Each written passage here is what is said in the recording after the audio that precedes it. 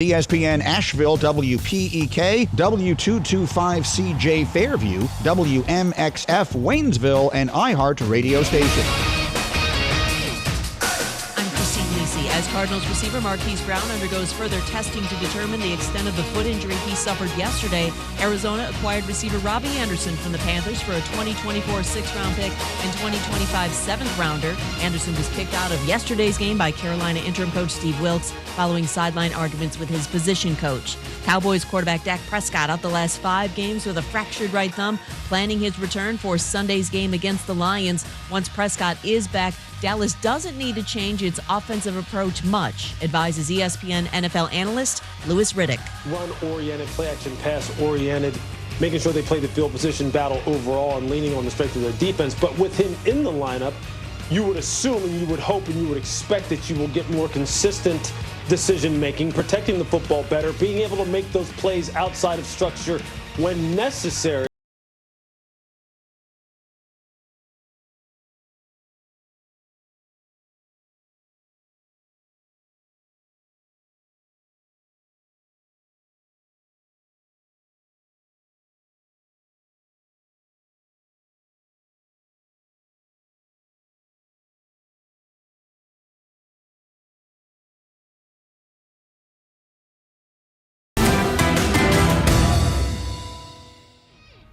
Now, your chance to win $1,000. Just enter this nationwide keyword on our website. Dollar.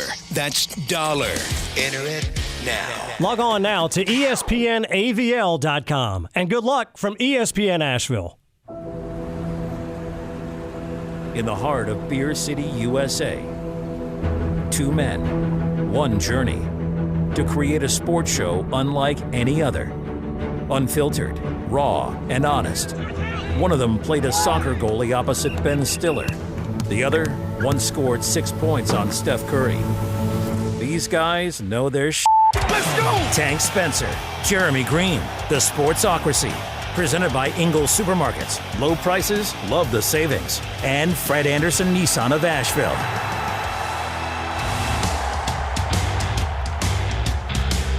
And welcome in to the Sportsocracy here in the Ingles Studio on ESPN Asheville, 92.9 FM, 880 AM, and 1400.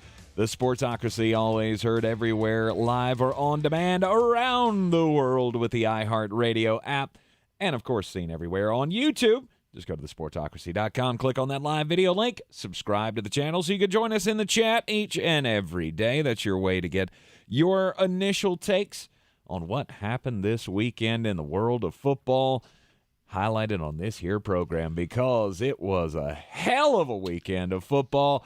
And I guess it was we've particularly got particularly good for me. Yeah, it wasn't a great Sunday for me. It was a great weekend for me. Having to sit there at the Village Porch, 51 Merriman Avenue, North Merriman Avenue, as we do every Sunday, to watch the football games. I was really enjoying. I truly was really enjoying watching the New York Jets. Jets, Jets. Take down the Green Bay Packers. Oh, we didn't take them down. No, dog. We didn't take them down. We embarrassed them on their own field. Yeah, you did. You did. Embarrass them. Mm-hmm. Let's go. Meanwhile, my team, the Tampa Bay Buccaneers, were embarrassing themselves up in Pittsburgh. Which was, if it were my birthday, which it really felt like for extended parts of yesterday, the Jets win was like all the presents and the family and the friends and the camaraderie, just all of the good. And then your team losing to the Nudie Water Pittsburgh Steelers was the cake. And it was all mine. And it had candles and I could eat it. And it was awesome. Oh, yes. Jets fans taking solace in the fact that they are better than Tom Brady today. I pointed this out because, I didn't take nearly as many victory laps yesterday as you would think. Saved those for this here program today. But I did feel the urge to tell you tomorrow we're going to do a power ranking show. And your team is going to appear before my team. And it's not debatable. No, it's really not at this point. We had so much happen over the football weekend. Alabama losing to Tennessee. Good old Rocky Top. Holy Woo! cow. Money line winner. Big dog eats again. I'll be honest with you, I didn't think they had it in them. Did not think they had it in them, but yep, Nick Saban. You don't normally see Nick Saban do odd things when it comes down to the end of games and leave time left on the clock for an opponent. But you did this past weekend in Knoxville. And as I said on Friday, man, there was some property destroyed that night. Oh, I am so sad that I wasn't in Knoxville. I should have just gone. Have they retrieved the goalpost? Has the goalpost been retrieved from the river? Those goalposts have been used to consume many domestic lights. I don't think they're salvageable. Probably not. Of course, that leading to Tennessee jumping up to number 3 in this week's poll. Should have been 1. We're going to break it all down for you over the next 3 hours here in the Sportsocracy on ESPN Asheville. It's time for the opening drive. The opening drive brought to you by Fred Anderson Nissan of Asheville, 629 Brevard Road. And on the opening drive today, I mean, obviously, it's all about New York. New York, New York. Go see our friends at 629 Brevard Road. Fred Anderson Nissan of Asheville. They currently have me in a 2023 Nissan Rogue. I've always said I hate driving cars. If I ever win the million in DraftKings, the first thing I'm going to do is drive to Raleigh and give up my driver's license. Well, just a few days in a brand new car, and I have determined that I don't hate driving nearly as much as I thought I did. I just want to drive nice cars that have XM radio and the backup cameras and all of the wonderful trinkets and toys that my 2023 Nissan Rogue has. 629 Brevard Road. They'll give you $250 extra on your trade just for saying you heard about them from us. Yes, they will. There is, there hasn't been a changing of the guard atop the NFL because last night the Buffalo Bills went to Kansas City and won. I'd be remiss if I didn't say nobody circles the wagons like the Buffalo Bills. It's the Buffalo Bills and then everybody else in the landscape of the NFL. Here's the thing. All right, I have to be, it's total fait accompli. I have to be honest with my Bills Mafia brethren that have become adopted brethren to me.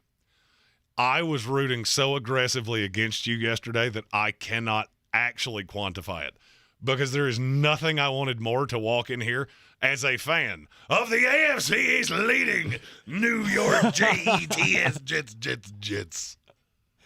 Which was, it was a possibility that was going to happen. But the Buffalo Bills maintain their number one seeding, their number one place in the NFL world after taking down the Kansas City Chiefs on the road. You got the Giants at 5-1 now. Let's go 9-3 New York teams. State of New York's just taking over the NFL. Never thought you would have seen it. Start spreading the news. Of course, we have to mention, and not in a lesser capacity, but the Philadelphia Eagles that have remained undefeated now, 6-0 on the season. And not to go full $1 million man Ted DiBiase at Cowboys fans, but I told you. Oh, but we would have won that game if Dak Prescott had been playing. Yeah, I got news for you. You could have had Troy Aikman in his prime. You still weren't winning that game. You were down 17-0 in the time it took me to heat some wings. They embarrassed you. But we got within 3. Did you ever think you were going to win? Be honest with yourself. Did you ever look in the mirror and go, how about them Cowboys? No, you didn't. Unless you're delusional. Right. Also amongst the 5-1 teams in the NFL, which there are only 3 of them. There's only 4 teams in the NFL with a better record than the New York Jets. Yeah. Just throwing that. Yeah. The Buffalo Bills, obviously, are one of them. The New York Giants are another. And then the Minnesota Vikings are 5-1. The NFL's drunk. I mean, literally, the NFL has been cramming domestic lights for 6 weeks, and they are officially just Gary Busey drunk. We've got problems though. I mean, there are several teams in this league with problems. one of them my team. Wednesday, we're going to have a fun segment on this here program. I am going to make one trade for every team that has a major categoric problem that would fix your problem. Nice. A few of those are coming from the Carolina Panthers. Hopefully mine's a coaching trade. Yeah. The Tampa Bay Buccaneers, the Green Bay Packers, and I didn't think I'd be saying this on a Monday, or on this Monday specifically, the San Francisco 49ers losing to the Atlanta Falcons. They didn't mean to. Look, we're going to talk about Atlanta later in the show. There are just a few teams in this league that are playing above their skis, and I have a philosophy as to why. We have our first super chat of the day from our resident Canadan and our partner on the Fantasy Game Time Decisions podcast. Thank you for all of you that joined in with us yesterday. There were some solid bangers. If you played Brandon Ayuk, like I said, 406 times, you're welcome. Hope you didn't listen to my opinion on Deion Jackson, because I was very wrong on that. But he wants an acknowledgement from both of us. Okay. He said, I told you the Jets would win, and next time you poke the fantasy bear, you best not miss, Tank. I'll accept donations and gifts. Right. Tank, not only did his team lose yesterday to one of the worst teams in the NFL, he put out in our battle for the belt, our fantasy football championship to determine Beer City's best fantasy football champion. Congratulations, Eric Miller. I am now the highest scorer, as I stated last week, fictitiously because he was ahead of me, that has not won a week. My time is coming. But Tank put out quite possibly the worst fantasy football lineup I've ever seen in my life. Hey, I did not finish in last. There were 3 people behind me, and 2 of them I hold very near and dear to my heart. Mr. Adam Black and Mr. Kevin Vick. So, first of all, you hold them near and dear to your heart, but you almost missaid one of their names. And they were just trying to make you feel better. Because yours was bad. It was bad. And Mr. Armchair, who you poked aggressively for being in front of him, he finished in the either second or third. I don't remember which one. I told you I have to take my victory laps when I can, because they don't come very often. However, I will like to say there's a new leader in the clubhouse for Beat the Chief.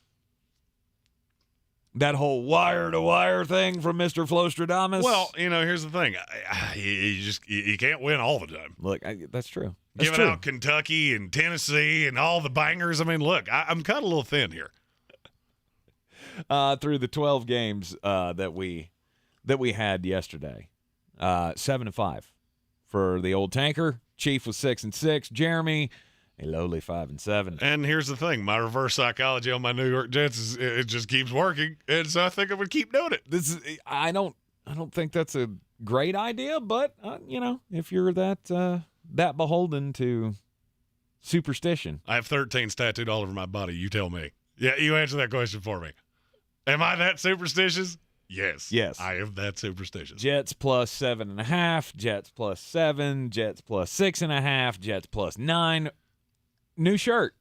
Jets plus whatever. Shirtman dude in Black Mountain will be doing our shirts. And I've already conveyed we're going to need one that just says Jets plus whatever. Yes. And I will wear it all the time. 100%. There's no shame in that. So, lots happened yesterday in the world of football. Yesterday was just chaos. And it was. Nothing was overly impressive for what felt like forever. And then it was. And then it all came tumbling after. The Witching Hour with Scott Hansen. That would have been a sight to behold. Because the end of the 1 o'clock window was insane. Mm-hmm.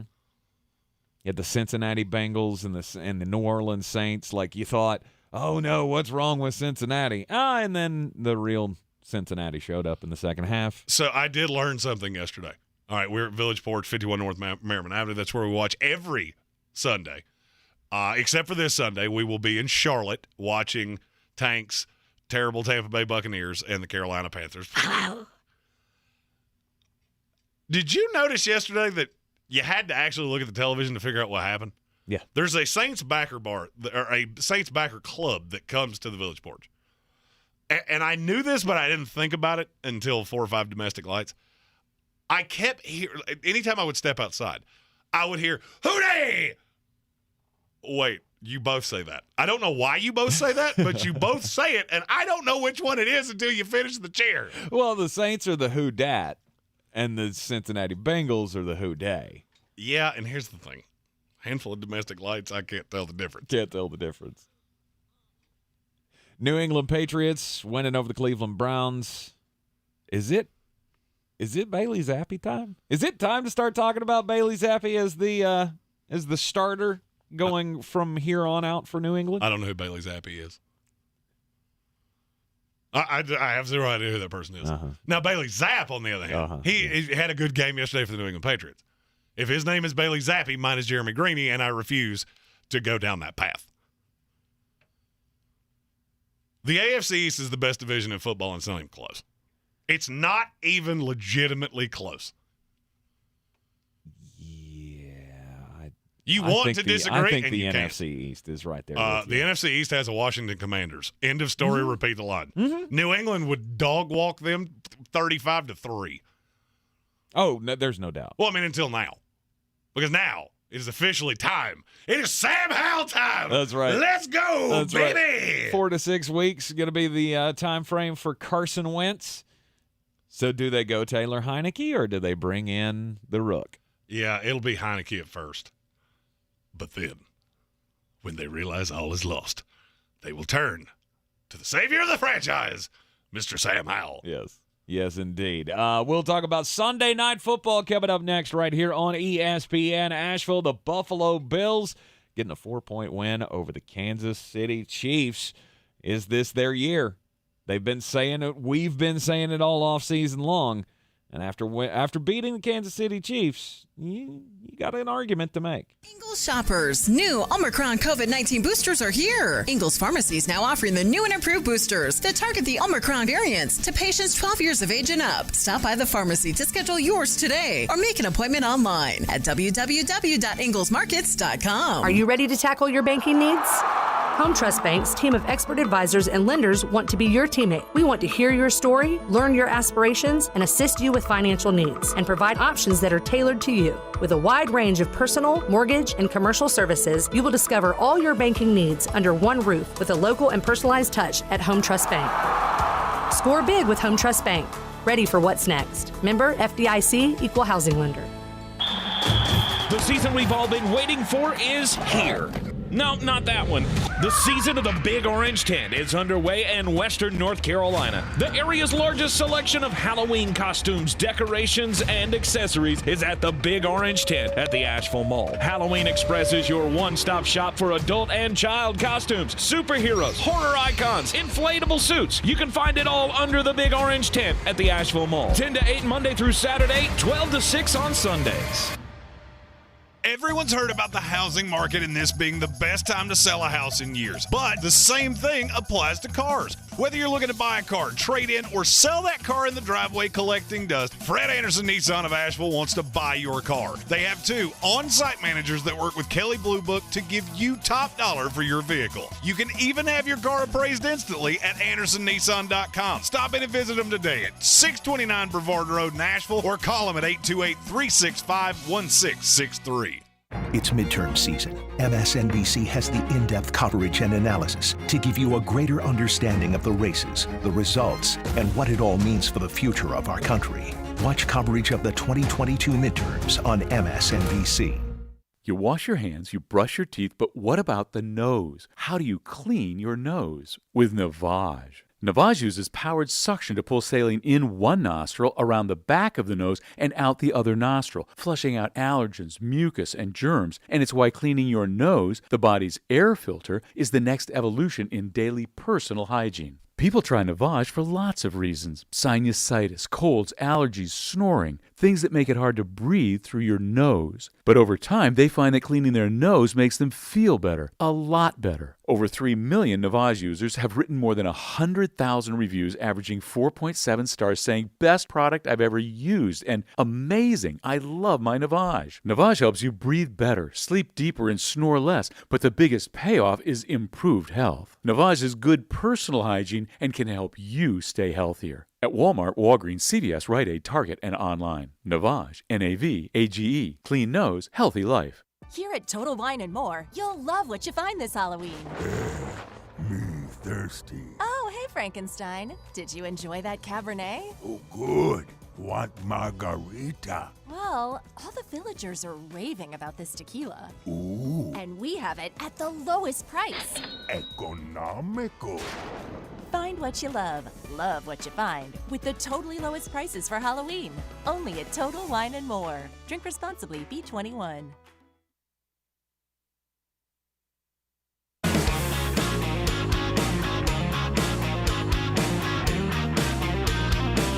The Sportsocracy. Why are you smiling? Because I love football. It wasn't quite the showdown that we all wanted. Like, I feel like we built up the Kansas City Chiefs Buffalo Bills game to be like, oh, what was that? That was the LA Rams and the Kansas City Chiefs from several years ago that was like 54 to, well, much like the Tennessee-Alabama game was. Whoever has the ball last, you will win. Yeah. It didn't end up like that, but was it the best game of the day? Oh, no doubt. Absolutely no doubt. And if you watched our Fantasy Game Time Decisions Sunday show with all the fantasy previews, you will recall that I said, but what if it's not? What if it's not the up and down track meet shootout that we think it's going to be? Those are the two best teams in the NFL. Mm-hmm. And I have yet to see anything that has gotten me off of that. Both have some defensive limitations, but yesterday, in the biggest game you're going to play all year long, both defenses stood up. Mm-hmm. Josh Allen just did some magical things, and you win. Yep. And you win. There's nobody else in the chase for MVP right now, is there? No. The MVP and the rookies of the year are very well spoken. The rookies of the year. The rookies of the year. That's fine. It's fine. Okay, we're going to have both. That's only happened one time before. It's going to with us. No big deal. Jeremy had me looking it up yesterday at the Village Porch. When was the last time, or has there ever been, a team that has had both the offensive and the defensive rookies of the year? We'll see if somebody gets it in the chat. I feel like I know exactly who's going to get this, but right, and they should.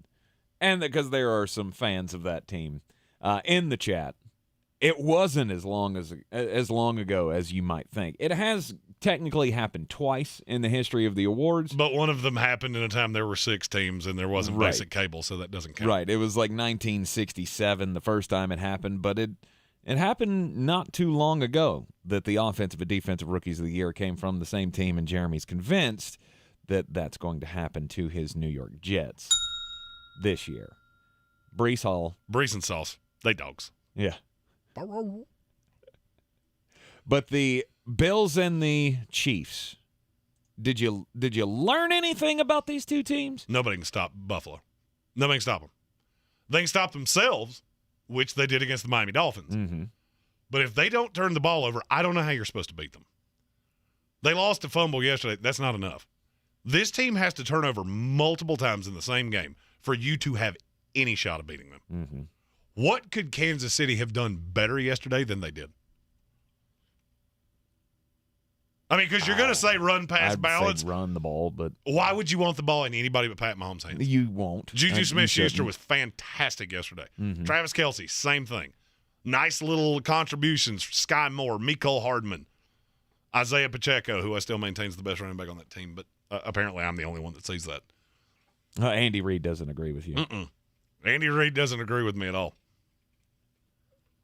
They ran the ball 18 times. That's fine. 18 times. And it's one thing when you do that when you're Tampa Bay Buccaneers. It's another when you have the magician that is Patrick Mahomes. You can tell me their run-pass balance was 10-1, and I'll go, yeah, I don't care. Mm-hmm. I don't care. Because he is special. Both of those teams have three elements that are just absolutely special, and both have quarterbacks. Both have quarterbacks that are special. In our YouTube comments, No Smile said, I think the Eagles match up well with the Bills. The Eagles are the third best team in the NFL. I just see a difference between these two. And the difference comes back to quarterback. Yeah. Josh Allen, Pat Mahomes are better than Jalen Hurts. Everything else pretty equal. Mm-hmm. And at times, Jalen Hurts can be that special. I just don't think it's consistent down in and down out. And I'm nitpicking here because the difference between 1, 2, and 3 is a chasm from the rest of the league. We were talking about this earlier. Who else do you definitively know what you're getting in this league? No one. Nobody. No one. We had San Francisco at 4 last week. They lost to the Falcons. Mm-hmm.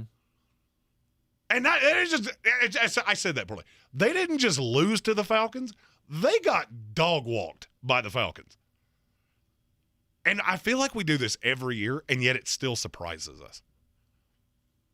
I heard the guys on the Pat McAfee show talking about this earlier. It's always going to. There's always going to be teams that surprise you. They look great on paper. They have, in the case of two of the teams that we'll talk about in the next hour, they have all-timer quarterbacks, and the rest of the team just can't live up to that greatness. It's year in, year out, you have surprises and failures, and it's a long road to a championship. We all think we got it figured out before we even take a snap of picking, making our prognostications and all that. And what?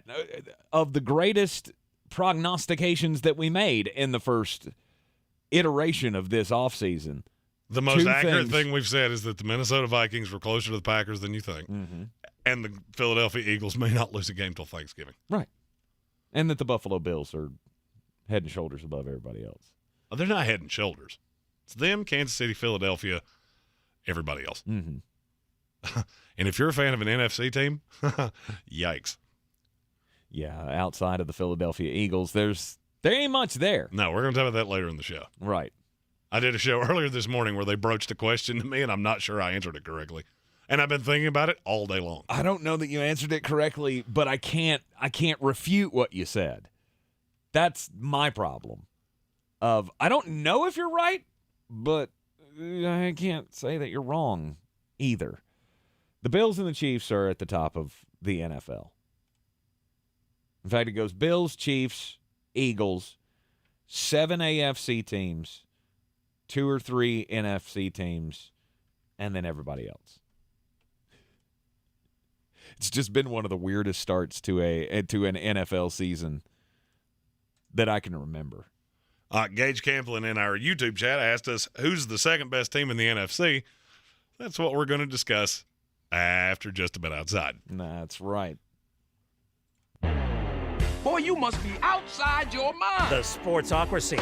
Just a bit outside. He tried the corner and missed. Oh, Saturday was a heck of a day to be in Eastern Tennessee. On the Fantasy Game Times decision show on yesterday morning, I told the story of being me and the family went to Dollywood this past weekend, and so we were in the general vicinity of the Tennessee-Alabama game. And it was hilarious to watch people. Like, there was a dude on the bumper cars watching the game on his phone, driving with one hand and watching the game on the other hand, like just waiting. Crimes. For the yeah, those are crimes. It's bumper cars. Don't Rocky Top and drive, okay? Just stationary, don't be moving, and then you can Rocky Top. I was super shocked that there were so many Tennessee fans in their garb at the amusement park while the greatest game, since Phil Fulmer days was happening just 20 minutes away. And then there was just this giant cheer as soon as the field goal went through the uprights at the end of the game.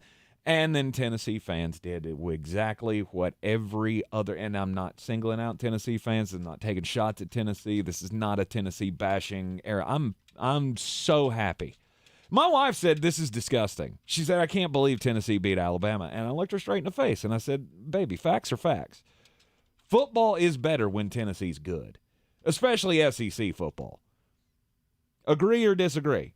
There are just some teams that it's better when they're good. The New York Yankees in baseball. Nope. Baseball is better when the Yankees are good. Basketball in the NBA is better when the Los Angeles Lakers are good. Unfortunately, that's not the case anymore. But there are just some teams, and Tennessee falls into that. And when Tennessee beat Alabama, it was sending the shockwaves across eastern Tennessee. I'm shocked that there wasn't like a beast quake going on from the sound. But then the Tennessee there was fans, one underneath my building. Deion Sanders high-stepped through the house, which led HWA to go, why do you care so much about this game? And my answer was, you already know the answer to that question. Exactly. Do not ask a question that you do not want the answer to. Doubloons. It's always about the doubloons for Jeremy Greene. But the 15-game losing streak to the Alabama Crimson Tide came crashing to the ground on the ugliest successful field goal you possibly have ever seen. 52-49, number 3 Tennessee upsets number 6 Alabama, and then they all rushed the field and tore down the goalposts. And do you know who cared?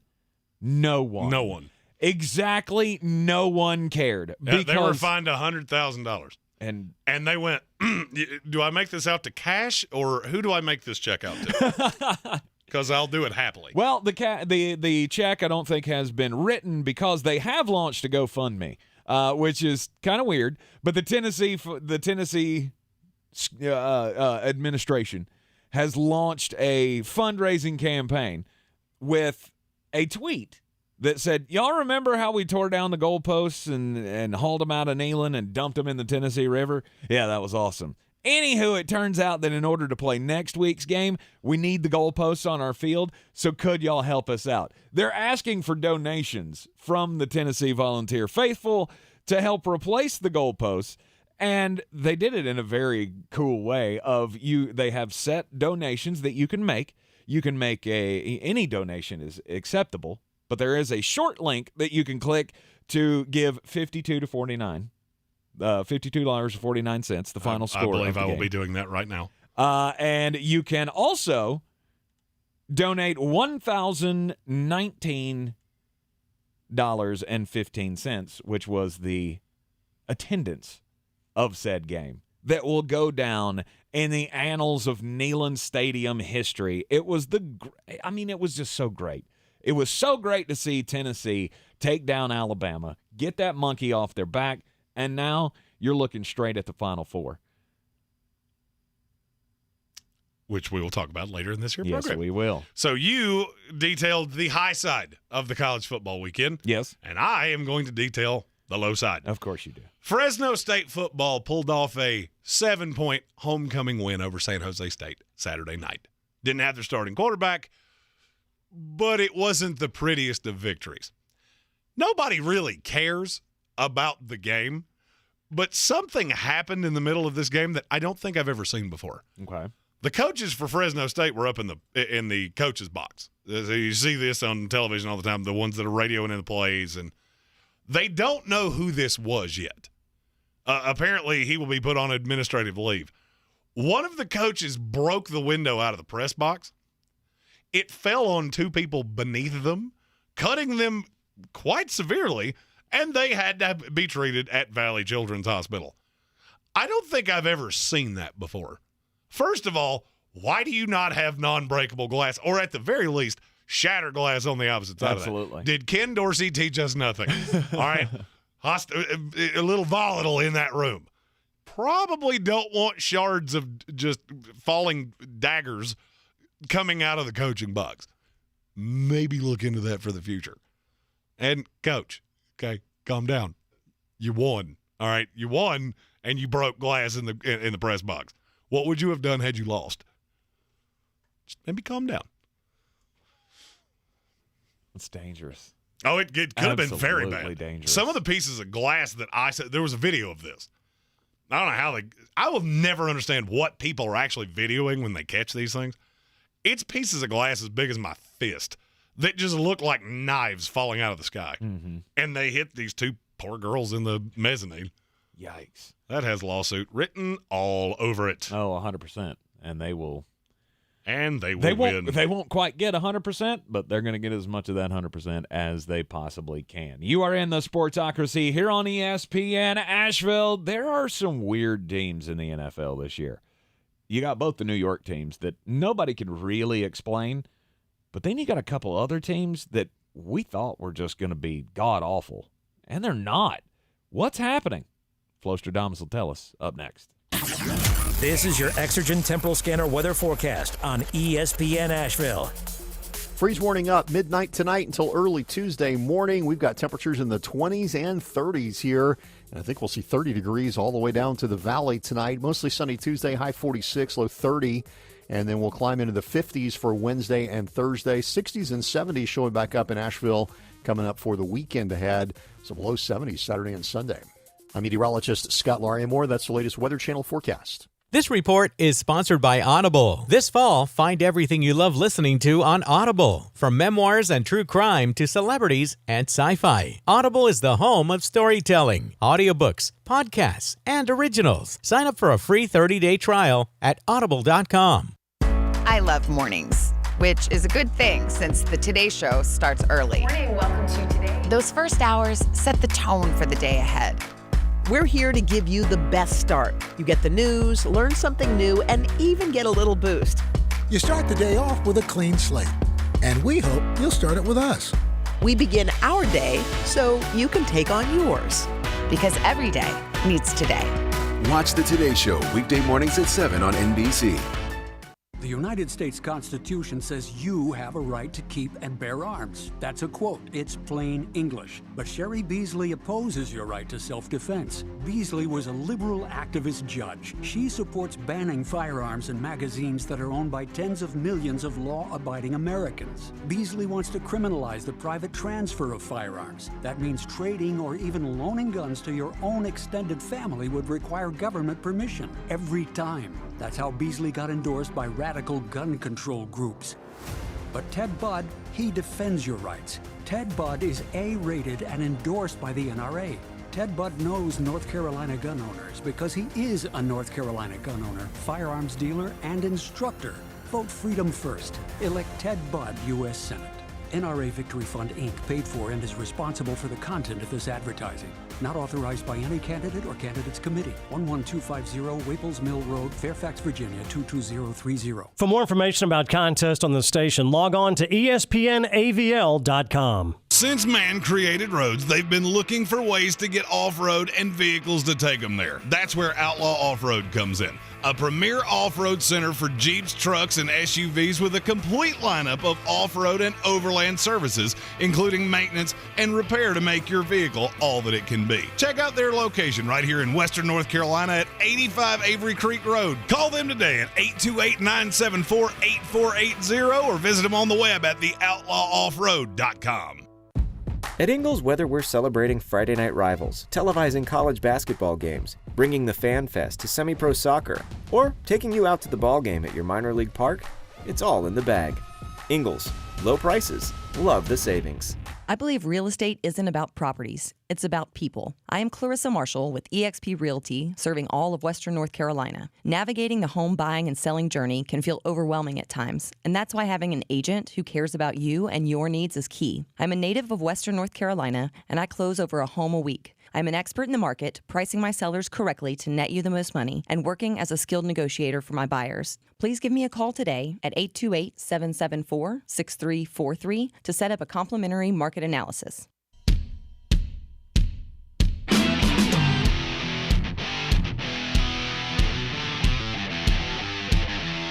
The Sportsocracy. Who we gotta cheer for on Sundays now?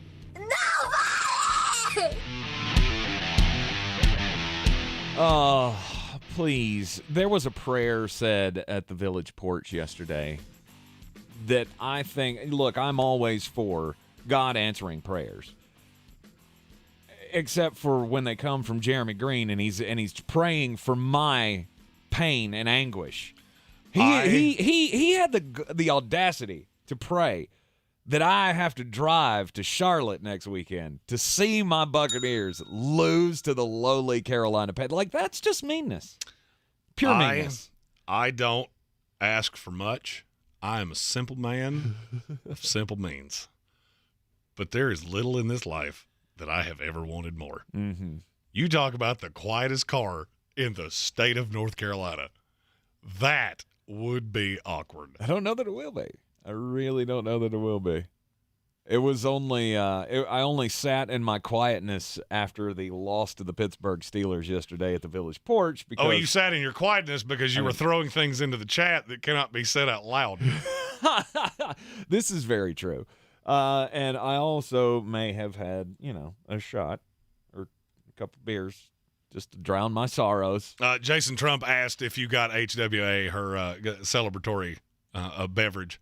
Yesterday. No, I did not. Yeah, I think we bought those just because I felt bad about what I was going to say today. In fact, that was one of the things. Like, she shows up, of course, with like a minute left on the clock, and I'm like, nope, you go. You're just you have out to of go here. away. You take your little Pittsburgh Steeler jersey and get right on out of here.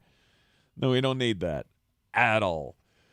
We got a super chat in the YouTube comments. You're not in the YouTube comments? Shame on you. You should be. Go to thesportsocracy.com, click on that live video link, subscribe to the channel. You can get your chats in. Super chats always get highlighted. Gage Camplin, our other fellow Canadian, which we have a slew of. Yeah. Says, who's the second best team in the NFC? Dallas? No. I don't think it's Dallas. So I did a show this morning, podcast, and this question was asked to me. Who is currently the second best team in the NFC?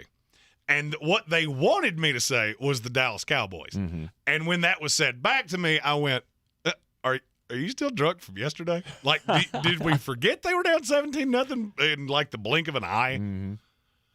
I do not know what it is that people see in this defense that's not Micah Parsons. It's not good, okay? I don't care how many yards you gave up. I could care less. If Lane Johnson doesn't get hurt yesterday, they'd have hung 40 on you. Mm-hmm. That's the only reason this game changed. They're exponentially better. So Philadelphia is obviously the one in the NFC. Yes. And I know people are going to say that I'm crazy. I still think the Rams are two. I I just can't wrap my head around that. As bad as they've looked at times, and their offensive line is such a problem, and now they've lost another offensive lineman. Joe Noteboom has now been ruled out for the rest of the year with an Achilles tear. This is not a good team. But is that just the state of the NFC as a whole? The NFC is awful. It is awful. The Atlanta Falcons may make the playoffs in the NFC. Mm-hmm. The Seattle Seahawks might make the playoffs in the NFC. The New York Giants are almost invariably going to make the playoffs in the NFC. None of the three of them have a quarterback. It's three retread, terrible quarterbacks. Uh-huh. One of them's not a retread because he hasn't been spun through the system yet, only because he's still on the team that originally drafted him. But Give it a year. But he will be. I heard that yesterday. I heard, is it time for the New York Giants to sew up Daniel Jones forever? Stop it. No. Stop it. No, that they're guy. 5-1. He's not good. No, he's awful. He's just terrible. He is, and the 5-1 record that they have has nothing to do with him. No, it has everything to do with Saquon Barkley. Right. And it also has something to do with a topic that I really wanted to discuss today. And it's you mix the Giants, the Falcons, the Seahawks, and the Jets. What do all four of those teams have in common? None of them are good at quarterback. No. None of them. We think they have the right coach. The only one that has any kind of track record is Pete Carroll. Right. Who had 1 foot in the grave and 1 foot on a banana peel 6 months ago. Mm-hmm.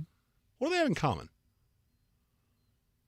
I mean, I was thinking youth, but the Seahawks aren't that young. Yes, they are. Are they? They're the first team in 40 years, 50 years.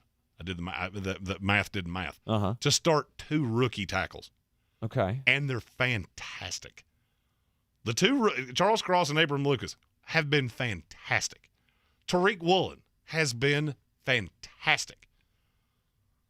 I genuinely think all 4 of those teams, they look around and they go, we're talented.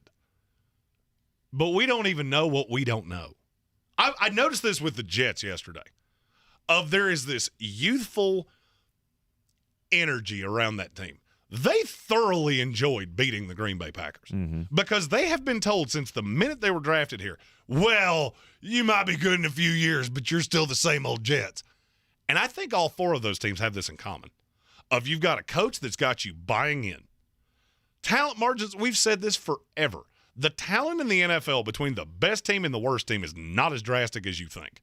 So I've always laughed at that. Would the best team in college football beat the worst team in the NFL? Oh, good God, no. I mean, I'm talking lose 70-0, and it never even looked halfway competitive. And I think all of these teams have this us against the world young mentality. That's four of the youngest teams in the NFL. None of you are good at quarterback. It could be passable week to week. I've seen Zach Wilson do some high-level things. He had 99 net passing yards yesterday. And they absolutely smoked one of the two or three best quarterbacks the last 20 years at home. Yep. Seattle, Geno Smith's not that good. He's mobile. Did they do anything yesterday that you went, oh, yeah, that's why they're so good? No, they're running the ball. That's what they all have in common.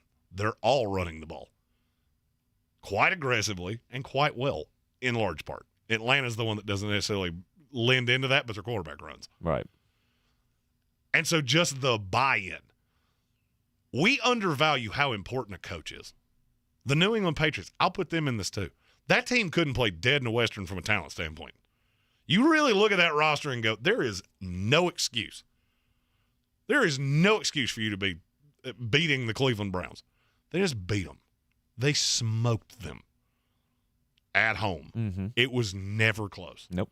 Because they have a coach. They have look, I've had my qualms with Bill Belichick and how we just kissed the ring on him. This is the best head coaching job he's ever done in his life. And they're probably going to end up 6-11 or 7-10. This will without a doubt be the best job he's ever done. And so I think there's something to that. And maybe it's because I'm the draft guy. And I spend a lot of time and energy and effort and things into the NFL draft. And I'm looking at all these young teams that have hoarded draft picks and have all these young guys. And you're winning. And the LA Rams that have spit in the face of the draft, you're regressing every single week. And so I tie this back to the team that we are an affiliate of, the Carolina Panthers. Sell it all. Anybody who is not physically nailed to the ground, get them out of here. DJ Moore, get him out of here. Christian McCaffrey, get him out of here. Derek Brown and Brian Burns, those are young, cheap pieces. I'm not saying that about them or Jeremy Chin or J.C. Horn. These vet guys, move on. Christian McCaffrey, somebody will give you 2 third-round picks. Do it right now, immediately. But the dead cap hit. I don't care. I got news for you. You could have the first 5 picks in this draft next year. It's not going to make you good. You get the right coach, you get the right quarterback, and then you use all these ancillary pieces, and a year from now, you could be a drastically better team than you are. Look at the Atlanta Falcons with Arthur Smith. That's the right guy. That is the right guy. Okay. And Adam Black, resident Panther fan in our YouTube chat, said, I disagree. The Panthers are a quarterback and coach away from winning the South. I don't disagree with that. Ask yourself this. What coach is taking this job? You have 4 picks next year. 4. Now, one of them's probably going to be in the top 3. Whoopee-woo. And you got a 6 and a 7 from the Cardinals 3 years from now. Right. Draft capital is what is – because any coach is going to want to put their own imprint on this. Arthur Smith with the Falcons. Does that team look like it should be competitive? No. No. They were up 14-0 on the 49ers, who we thought were one of the 5 best teams in the NFL, before I even turned the game on. I hadn't even acknowledged the game had started, and they were down 14, or they were up 14-0. The problem that Carolina has is your roster as it sits is not attractive. And I understand Sean Payton said it's an attractive job. Sean Payton would have to do something mafia style to get to Carolina, and I promise you it's not going to be the most attractive job. It's just not. I mean, You can listen to what he says or acknowledge that sometimes people say things because that's just what you do. Right. Maybe I end up in Charlotte. I'll be nice. Ken Dorsey, the one that I've said that's where you need to go. Do you really think he finds this attractive right now?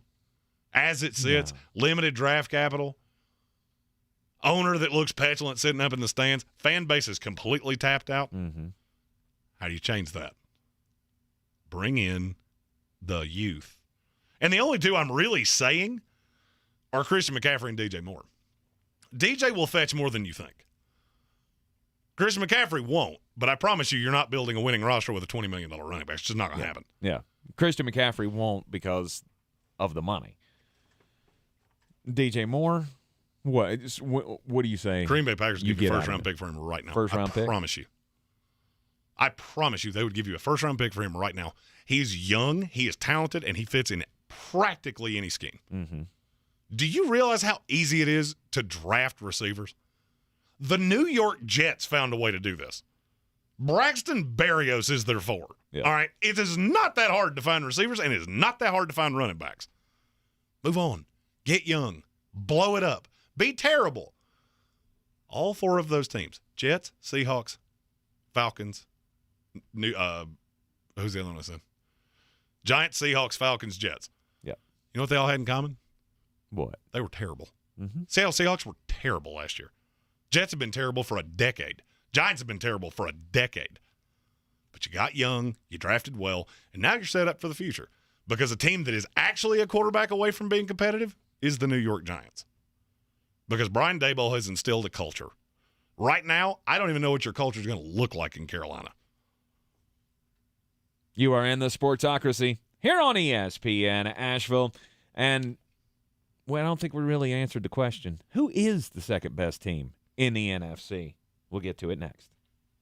When I finally drove the old car into the grave, I knew there was only one place I was going to go. Fred Anderson Nissan of Asheville, home of the family plan. And yes, they treat you like family. I went in, told them what I was looking for, told them my budget, and in no time, I was signing the paperwork on my certified pre-owned vehicle. They have the area's largest selection on quality pre-owned vehicles and certified Nissans. They go through a 167-point inspection, so you know it's not going to let you down. They gave me the Carfax report, so I know the history of my vehicle. And the Fred Anderson family plan gives me things like oil changes and car washes and loaner cars if I have to have major work done on the car in the future. For me, buying a car has always been an intimidating thought. But the folks at Fred Anderson Nissan of Asheville made it super easy. Don't be like me. Don't wait till the last minute to get a deal done. Go to AndersonNissan.com or stop by the showroom at 629 Brevard Road. And don't forget to mention we sent you from the Sportsocracy and get a $250 bonus on your trade-in at Fred Anderson Nissan of Asheville. The season we've all been waiting for is here.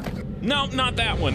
The season of the Big Orange Tent is underway in Western North Carolina. The area's largest selection of Halloween costumes, decorations, and accessories is at the Big Orange Tent at the Asheville Mall. Halloween Express is your one-stop shop for adult and child costumes, superheroes, horror icons, inflatable suits. You can find it all under the Big Orange Tent at the Asheville Mall. 10 to 8 Monday through Saturday, 12 to 6 on Sundays. Are you ready to tackle your banking needs? Home Trust Bank's team of expert advisors and lenders want to be your teammate. We want to hear your story, learn your aspirations, and assist you with financial needs, and provide options that are tailored to you. With a wide range of personal, mortgage, and commercial services, you will discover all your banking needs under one roof with a local and personalized touch at Home Trust Bank. Score big with Home Trust Bank. Ready for what's next. Member FDIC, Equal Housing Lender. You could save big when you bundle your home and auto with Progressive, but when we just come out and say it, it feels like it falls a bit flat. So we're going to use humor. But we don't want to insult your intelligence, so nothing too goofy. And we need to avoid any polarizing topics. Oh, and it has to be about how you can save big when you bundle your home and auto with Progressive. You know what? Maybe humor is a bad idea. Yeah, it's never going to work. Progressive Casualty Insurance Company and Affiliates. Discount not available in all states or situations. Did you hear about Taco Bell's apology? Yeah, they apologized for going too far with their breakfast. Like the naked egg taco and chicken biscuit nachos? It was too much. All you need in the morning is tasty, simple food. Like the breakfast crunch wrap. Fluffy eggs, melty cheese, sausage, crispy hash browns, wrapped in a warm tortilla. Or, as some call it, a breakfast crunch thing. Grab one today, only at Taco Bell. At participating U.S. Taco Bell stores during breakfast hours only until 11 a.m. while supplies last. Contact local store for hours and participation, which vary. O'Reilly. Count on the professional parts people at O'Reilly Auto Parts to recommend the best products for your vehicle and budget. Get maximum cooling system performance for 10 years or 300,000 miles with Peak Long Life Universal Pre-Mixed Antifreeze and Coolant. Now just $3.99 after mail-in rebate. Limit supply. Stop by O'Reilly Auto Parts today or visit O'ReillyAuto.com. O'Reilly Auto Parts.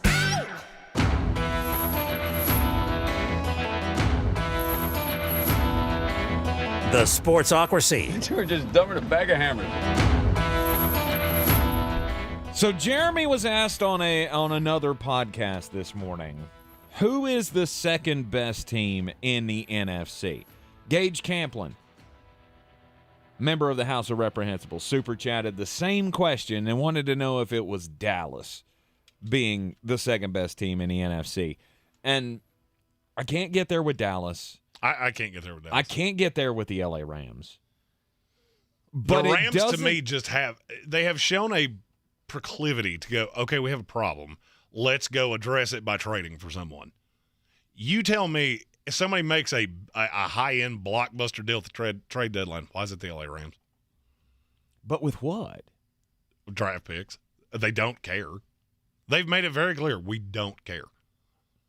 I feel like they're at the end of that rope. Like, you can only do that for so long, right? You can only give up draft capital for so long until you don't have any pieces left to give. Well, I mean, I was told I could only, you got to stop partying at 25. Look, here I am at 35, still chugging along. When you're committed to something, you'd be shocked how long you can do it. Right. But I honestly can't say. I don't know who the second best team is in the NFL because everybody outside of the Philadelphia Eagles has a major but. I mean, look at the standings the way they sit right now. After the Philadelphia Eagles, you got the Minnesota Vikings and the New York Giants at 5-1. Woohoo! Okay, something happens to, Saquon Barkley, which feels like it could happen at any moment. I don't forecast things like that. Yeah, history tells you that may be coming. I mean, he's averaging 23 touches a week, which is an insanely high number. Right. That team goes right back down to the bottom of the barrel. I don't know that that's true. Maybe not. Saquon's very integral to this team. Wan'Dale Robinson is pretty good, too. He is. He had a great start. And it's a very good the difference in culture with the Giants is shocking to me. It is a night and day difference watching this team. Mm-hmm.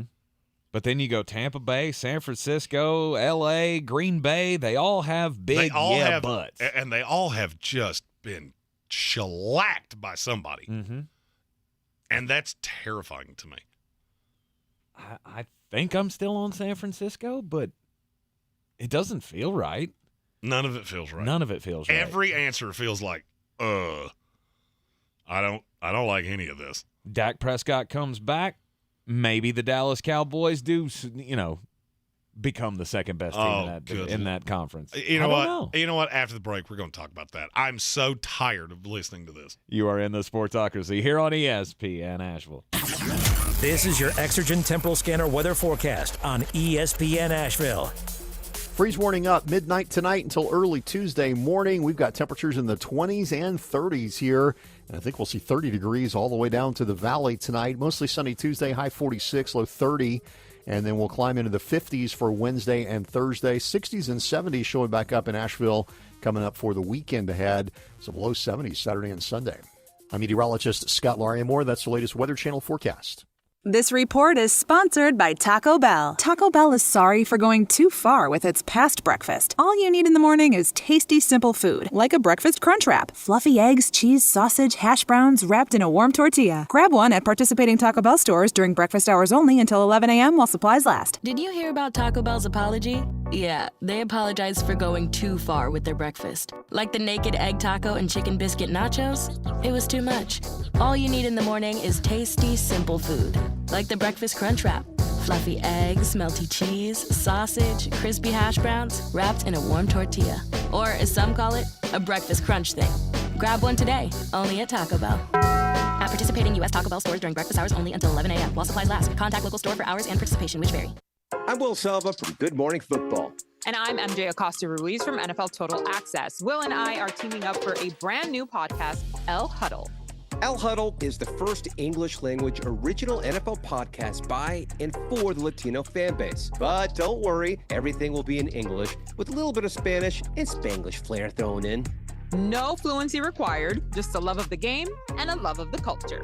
Listen to El Huddle on the iHeartRadio app or wherever you get your podcasts. From the Ingles Studios, this is ESPN Asheville, WPEK, W225CJ Fairview, WMXF Waynesville, and iHeart Radio Station. This is SportsCenter.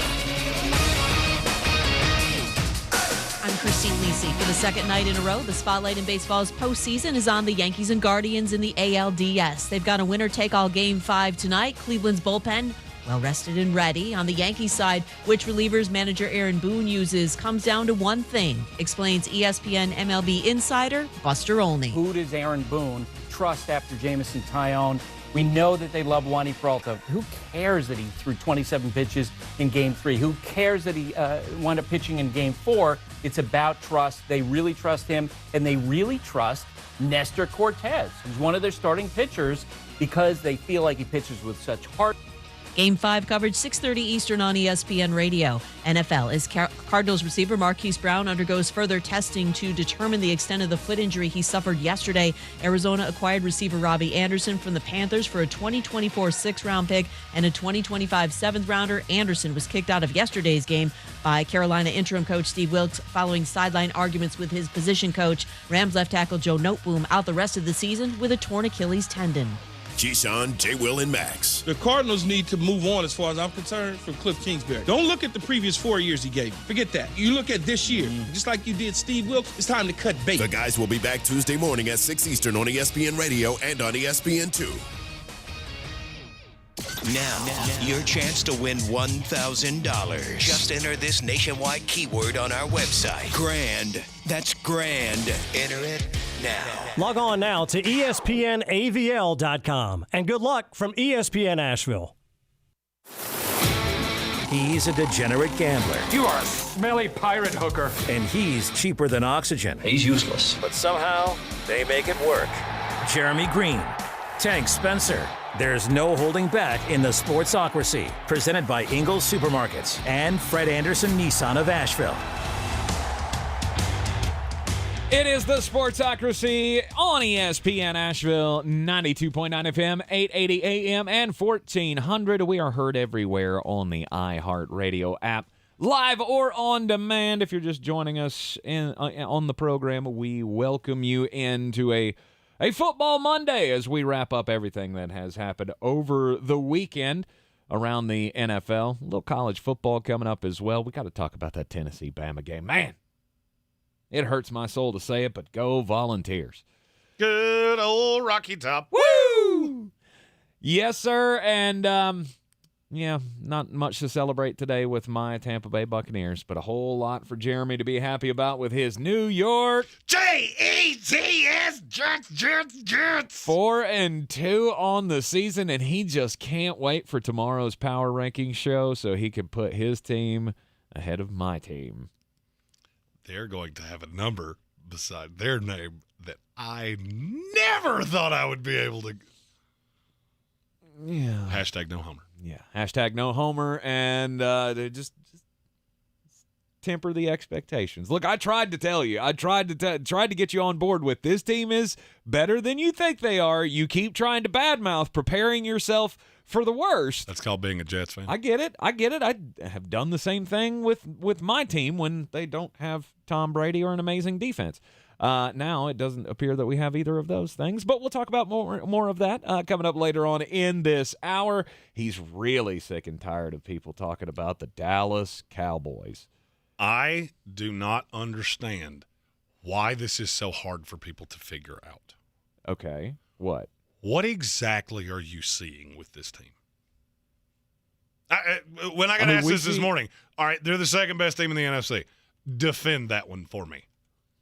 We see a team that is pretty good on defense. They have obviously the best player the most impactful player on defense in Micah Parsons, that lifts everybody else on the defense. Are they going to give up things in the secondary? Sure.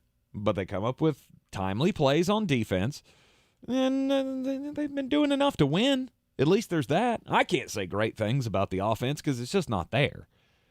But everybody's so wrapped up into this is a 4-2 team. And Dak Prescott comes back this week against the Detroit Lions, and we're going to see them just go to the moon. I'm not saying I believe it.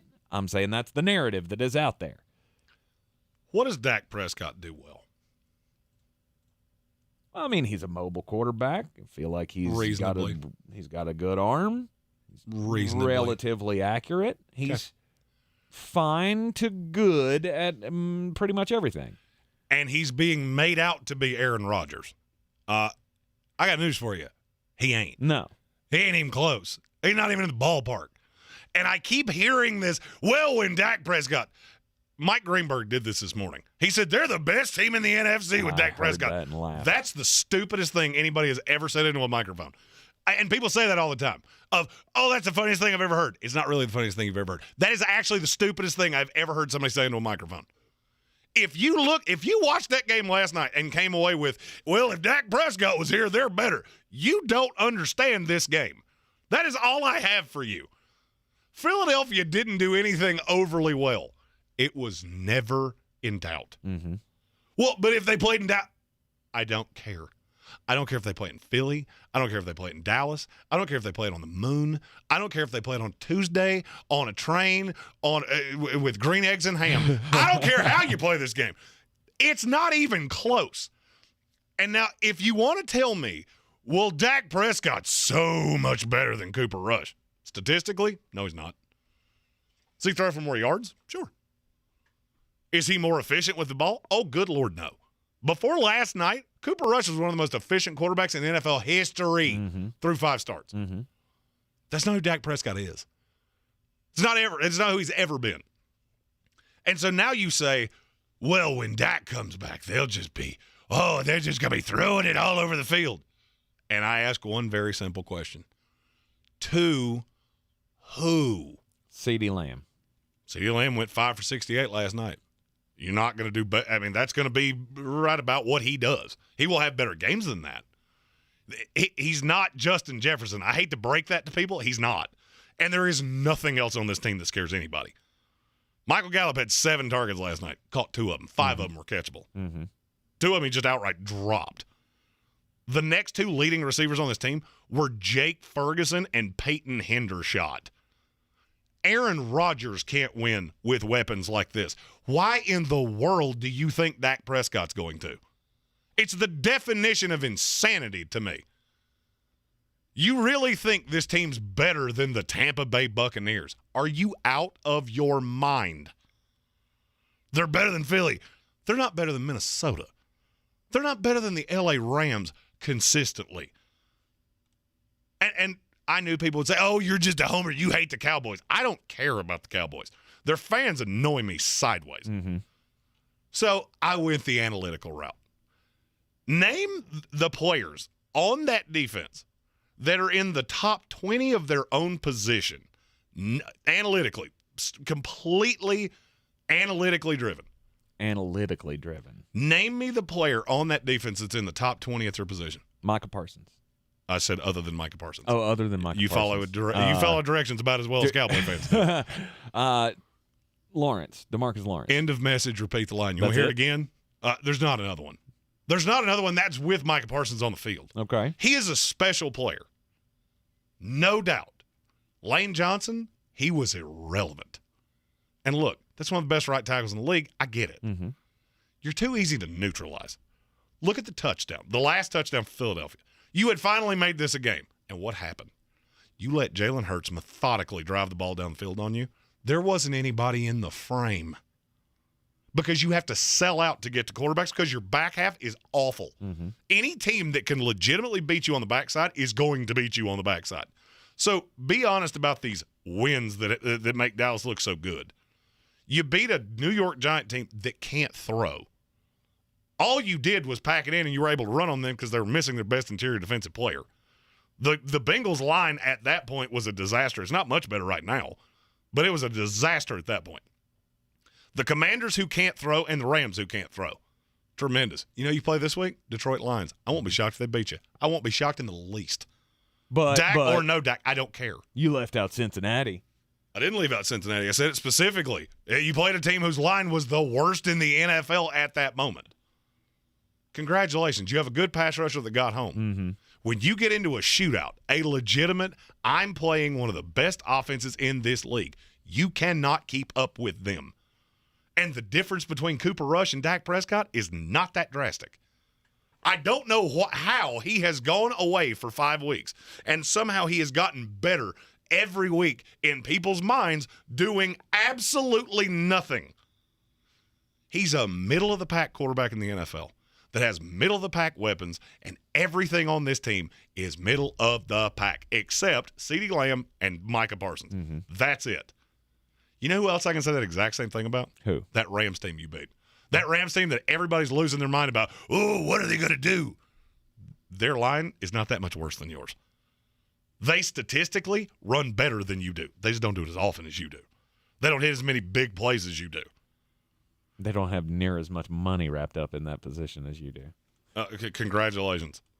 Yeah, you pay Ezekiel Elliott $1 billion. Woo. Yeah. What did that do for you? And coming up, it's only going to get worse because you got Detroit this week. The record's going to be fine. Yeah, you got Detroit this week. You got Chicago the next week. Going into the bye, you should have 2 more wins on your record. And so you got 2 losses going into week 10. That's a recipe for Dallas Cowboy lover. But this is what Dallas Cowboy fans do. You've been in the worst division in football for years. And what happens? You make the playoffs. Whoa, look at our record. We're so good. And then you go up against legitimate offenses, and you can't hang with them. And that was with better weapons than you have right now. Mm-hmm. What wins in this league? Coaches, quarterbacks, and cultures. All 3 are mediocre or worse for the Dallas Cowboys. Agreed. All 3 are mediocre or worse. This is just, to me, it's almost getting comical because there's this misnomer that I just really hate the Dallas Cowboys. I don't care about the Cowboys. I never did until I started doing this. And then my Twitter mailbox gets inundated with Dallas Cowboy fans going, how about them Cowboys when they beat the Commanders? Woo. Whoopee woo.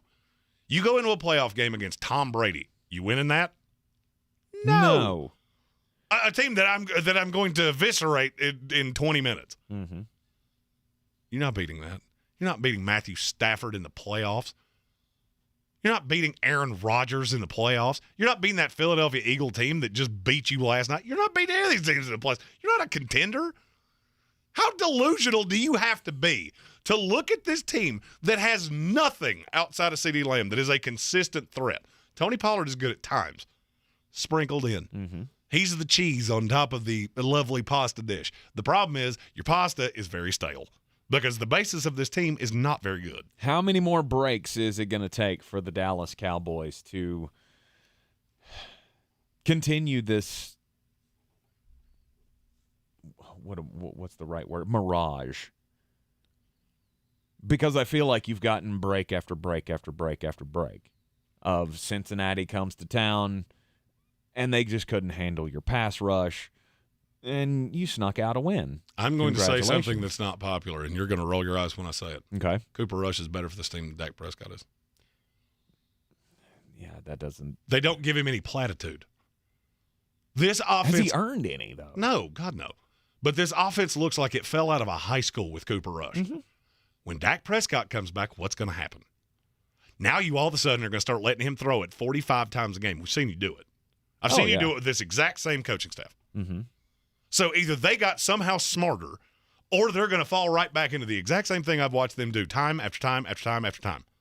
So they can continue to win games if they play it conservative. But you say they're going to start losing games now that Dak Prescott comes back and he's look at the schedule. Going to try to do Dak Prescott things. I'm not necessarily saying that you're going to lose games. I'm saying for the long haul, if you're Dallas, you can win one way. You can win by running the ball and playing good defense. because if teams are behind, Micah Parsons can do whatever he wants to. When you're playing from behind, I'm going to use that against you, and Philadelphia did it last night. Mm-hmm. I mean, look at the schedule. You play the lines are not very good. Now, I do think they can outscore you. The problem is that it might be Tennessee, Alabama. Whoever has the ball last wins. But you play the Bears, the Colts, who are not very good, the Giants, that I'm still not dead sold on, but I do think they will beat you. Mm-hmm. The Texans, the Jaguars, the Commanders. I mean, there's wins on the schedule. The problem is, what does it matter? All right, so you go 10-7 and go in the playoffs. What team that's going to make the playoffs in the NFC do you actually think they would beat? Because you're going to be on the road. I hate to break that to you. You're not winning this division. Right. You're already 2 games behind Philadelphia. They will beat you again, and they're probably not going to lose 3 games. You could run the table and still not win this division. So you're going to have to go on the road and beat somebody with mediocre weapons and Dak Prescott. So can you go on the road and beat the Minnesota Vikings in Minnesota?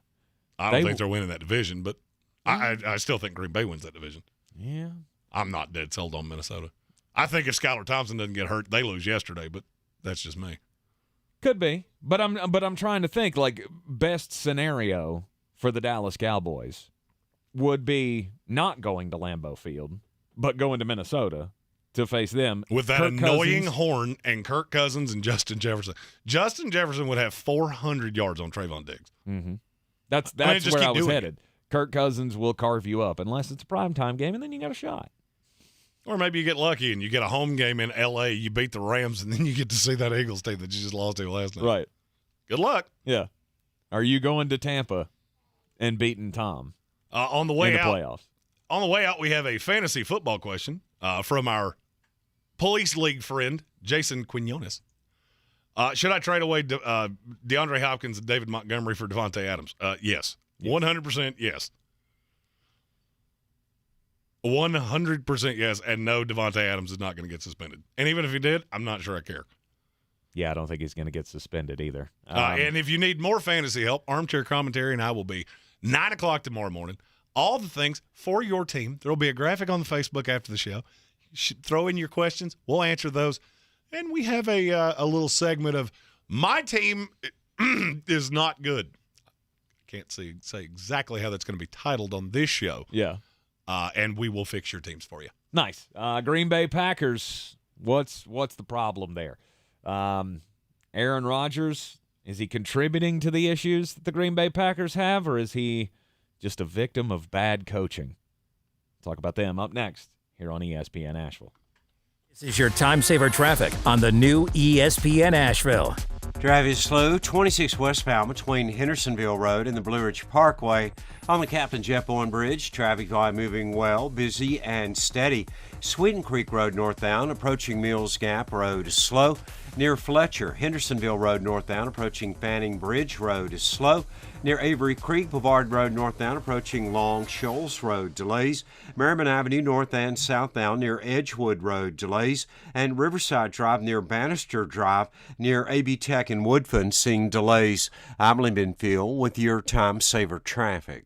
This report is sponsored by Pfizer and BioNTech. Charging a cell phone can be like getting a booster shot. A booster is given to enhance or restore protection after a primary series vaccination, which wanes over time. Schedule an appointment when you are eligible. Sponsored by Pfizer and BioNTech. It's midterm season. MSNBC has the in-depth coverage and analysis to give you a greater understanding of the races, the results, and what it all means for the future of our country. Watch coverage of the 2022 midterms on MSNBC. Did you hear about Taco Bell's apology? Yeah, they apologized for going too far with their breakfast. Like the naked egg taco and chicken biscuit nachos? It was too much. All you need in the morning is tasty, simple food. Like the breakfast crunch wrap. Fluffy eggs, melty cheese, sausage, crispy hash browns, wrapped in a warm tortilla. Or, as some call it, a breakfast crunch thing. Grab one today, only at Taco Bell. At participating U.S. Taco Bell stores during breakfast hours only until 11 a.m. while supplies last. Contact local store for hours and participation, which vary. Some banks can make it complicated to redeem credit card rewards. But with Discover, you can redeem your rewards for cash in any amount at any time. Talk about amazing. Learn more at discover.com/redeem rewards. Terms apply. You could save big when you bundle your home and auto with Progressive, but when we just come out and say it, it feels like it falls a bit flat. So we're going to use humor. But we don't want to insult your intelligence, so nothing too goofy. And we need to avoid any polarizing topics. Oh, and it has to be about how you can save big when you bundle your home and auto with Progressive. You know what? Maybe humor is a bad idea. Yeah, it's never going to work. Progressive Casualty Insurance Company and Affiliates. Discount not available in all states or situations. At Ingles, whether we're celebrating Friday night rivals, televising college basketball games, bringing the Fan Fest to semi-pro soccer, or taking you out to the ball game at your minor league park, it's all in the bag. Ingles, low prices, love the savings. Real estate isn't about properties, it's about people. I'm Clarissa Marshall with eXp Realty, your native realtor serving all of Western North Carolina. I will work hard for you, and I believe in doing the right thing every time. I market each of my listings to reach out-of-town buyers. I use a professional photographer and drone video on every single listing, as well as collaborate with agents across the country to find your buyer. Check me out online at clarissasellswnc.com or give me a call at 828-774-6343. It would be my pleasure to assist you through the real estate process. The season we've all been waiting for is here. No, not that one.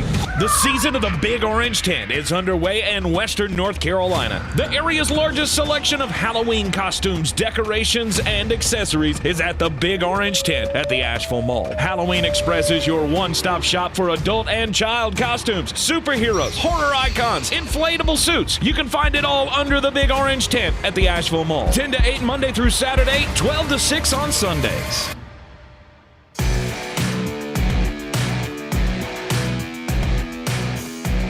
The Sportsocracy. These guys are a f***ing disgrace.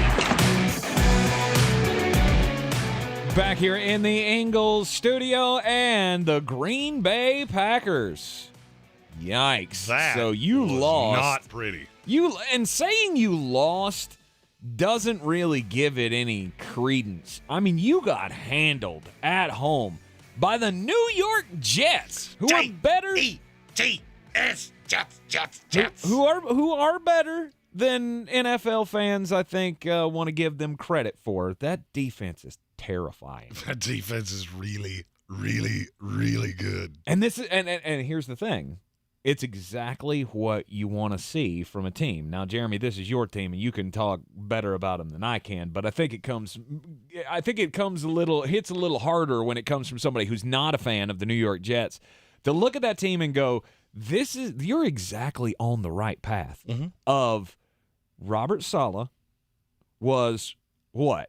Defensive genius, right? When he was with the San Francisco 49ers. He was. And everybody went, oh my God, this guy's going to get a head coaching job somewhere, and it's just going to be great. Well, it didn't start out well, but after having the draft of all drafts this past year. Maybe the greatest draft of all time. And now you've got a defense that flies to the ball everywhere, getting pressure on quarterbacks like nobody else in the NFL outside of Micah Parsons. Doing it single-handedly, as Jeremy likes to say, with the Dallas Cowboys. I told you this stat earlier. There are 5 defensive players in the last 3 weeks that have 7 or more combined quarterback hits or sacks. Montez Sweat is 1. He has 9. Zadarius Smith is 1. He has 7. The other 3 are all Jets. Mm-hmm. John Franklin Myers, Quinnen Williams, Carl Lawson. I'm telling you, that defense is really Quinnen Williams is the best defensive tackle in the league, and I will hear no slander otherwise. And getting after quarterbacks is one thing. Obviously, it's one thing to really help. We can see teams get after quarterbacks and still get toasted in the secondary. But you're not doing that. The Jets aren't doing that. You got DJ Reed and Sauce Gardner who are locking it down on the outside. Dogs. Yeah. Sauce allowed a completion yesterday. Mm-hmm. No big deal. Mm-hmm. And wore a cheesehead and played with the Packer fans, which I enjoyed a lot. So great. But the bigger narrative here is if you're a Green Bay Packer fan, you at home allowed a team that passed for 110 yards, that 99 net passing yards, embarrass you at home. Mm-hmm. You were the first team since 2018 to have a kick blocked and a punt blocked in the same game. Thanks, Rich Bisaccia. Rich Bisaccia. And I'm getting to the point that I don't know how Matt LaFleur's going to survive this. This team's not good. There was not. You were sitting beside me this entire game. How many times did I say yesterday? And this is my Jet fandom. I've been doing this for way too long.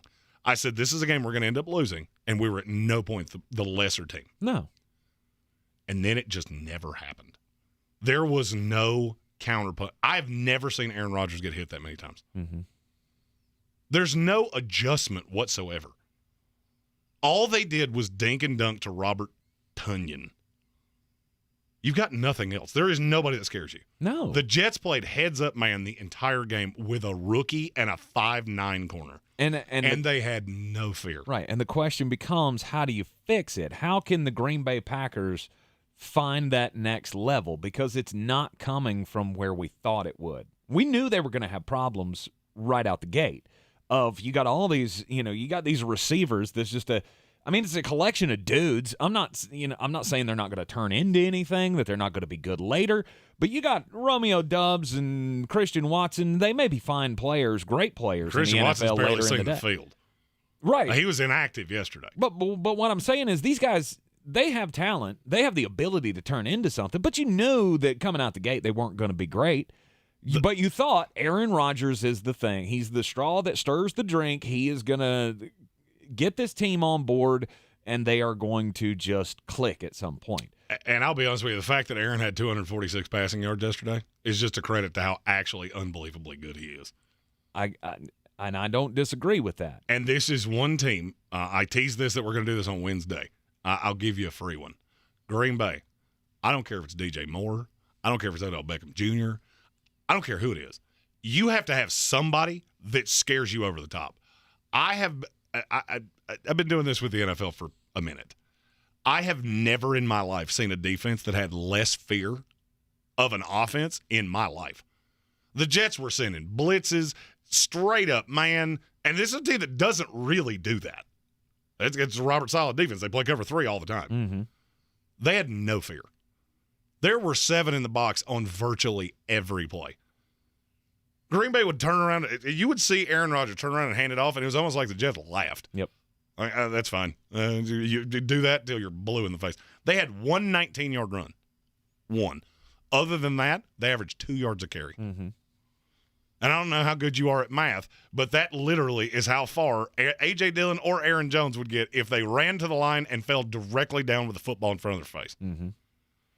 The line's not particularly good, and there's just nothing that scares you. And I've heard how much better that defense is. I don't see it. No. I don't see it. No. The defense has been a major letdown for the Green Bay Packers this year. You're not getting any punch from the defense, and the offense is pretty listless. Aaron Rodgers can turn it into yards, but they can't seem to get the ball into the end zone. They're turning the ball over at a rate that they haven't done in a decade. I got the Joe Barry, the defense coordinator. They shouldn't have let you back in the building. You should have gotten to Lambeau today, and your key card didn't work. Because there's this big narrative of, they shut down Zach Wilson. And they did in large part. You didn't have to. Mm-hmm. Because they were running the ball we blocked so a well. punt for a touchdown. That's one of them. And they ran at will. And the bad thing is you knew it was coming. There was never really any, especially when it started raining. You knew Zach Wilson was not going to drop back and beat you. You still couldn't stop them. Mm-hmm. And I will give Mike LaFleur credit. There was some nice creativity. That I don't really know how to describe that. But the Michael Carter in the backfield, here comes Breece Hall on a misdirection. I've had some exciting moments in my life. When I met my wife is the most exciting moment of my life. I've had some other good ones. That's in the top 8. Where I went, I get to see this for all these years. So many years ahead of me seeing this. But you over-pursue. It just looks like a poorly coached team. Mm-hmm. And to me, that all falls right on Matt LaFleur. And I do see the irony that his brother might be the one that got him fired. Yeah. I can't see them making a change right now. Oh, not in season. You're not going to make a change in season. Oh, not in season. But I'm telling you this right now. If something doesn't change with Green Bay, Mr. LaFleur, you're on the clock. Mm-hmm. Who holds the keys? Who holds the keys to what happens with the Green Bay Packers? Aaron Rodgers. It's Aaron Rodgers. And Aaron Rodgers is not going to stand for this. Oh, no. He is not going to, he'll play the, you saw it after the game yesterday in his press conference talking about, let's go back to last week when he was calling out Jair Alexander for even talking about losing this next week. And then they do lose. And then Aaron's comes out. What was it he said? Something about talking out of turn or speaking out of line or something like that. Like, I don't know that we got anybody speaking out of line. But, we're going to be fine. We're deep down inside, he wanted to come out and scream, I hate Matt LaFleur. That's what I heard. That's the look I see on his face, especially when he was getting his brains beat out. And I really, if you look at the schedule, you got the Commanders this week. Congratulations. If you lose that, everyone should probably turn off their televisions. Yeah. And the weeks after that, you go Bills, Lions, Cowboys, Titans, Eagles. Ugh. That's one of the toughest stretches of schedule in the NFL. Mm-hmm. There's no team in the NFL that has to make a move more right now than the Green Bay Packers. You have to have somebody that can scare you over the top, and right now they don't. Yep. And again, coming up on Wednesday of this week, we will talk about what one thing each and every NFL team can do to fix whatever problem it is that they have. Green Bay obviously falls into the category of a team needing to make some kind of a move to have a better prospects for the rest of the season. Time to get weird. On the weird scale, there's Vegas, there's Florida, and there's Asheville. Let's get weird, Asheville. I love viral videos. And one of the latest viral videos out there on social media, an Australian woman decided she was going to chronicle her first date with her Tinder match online.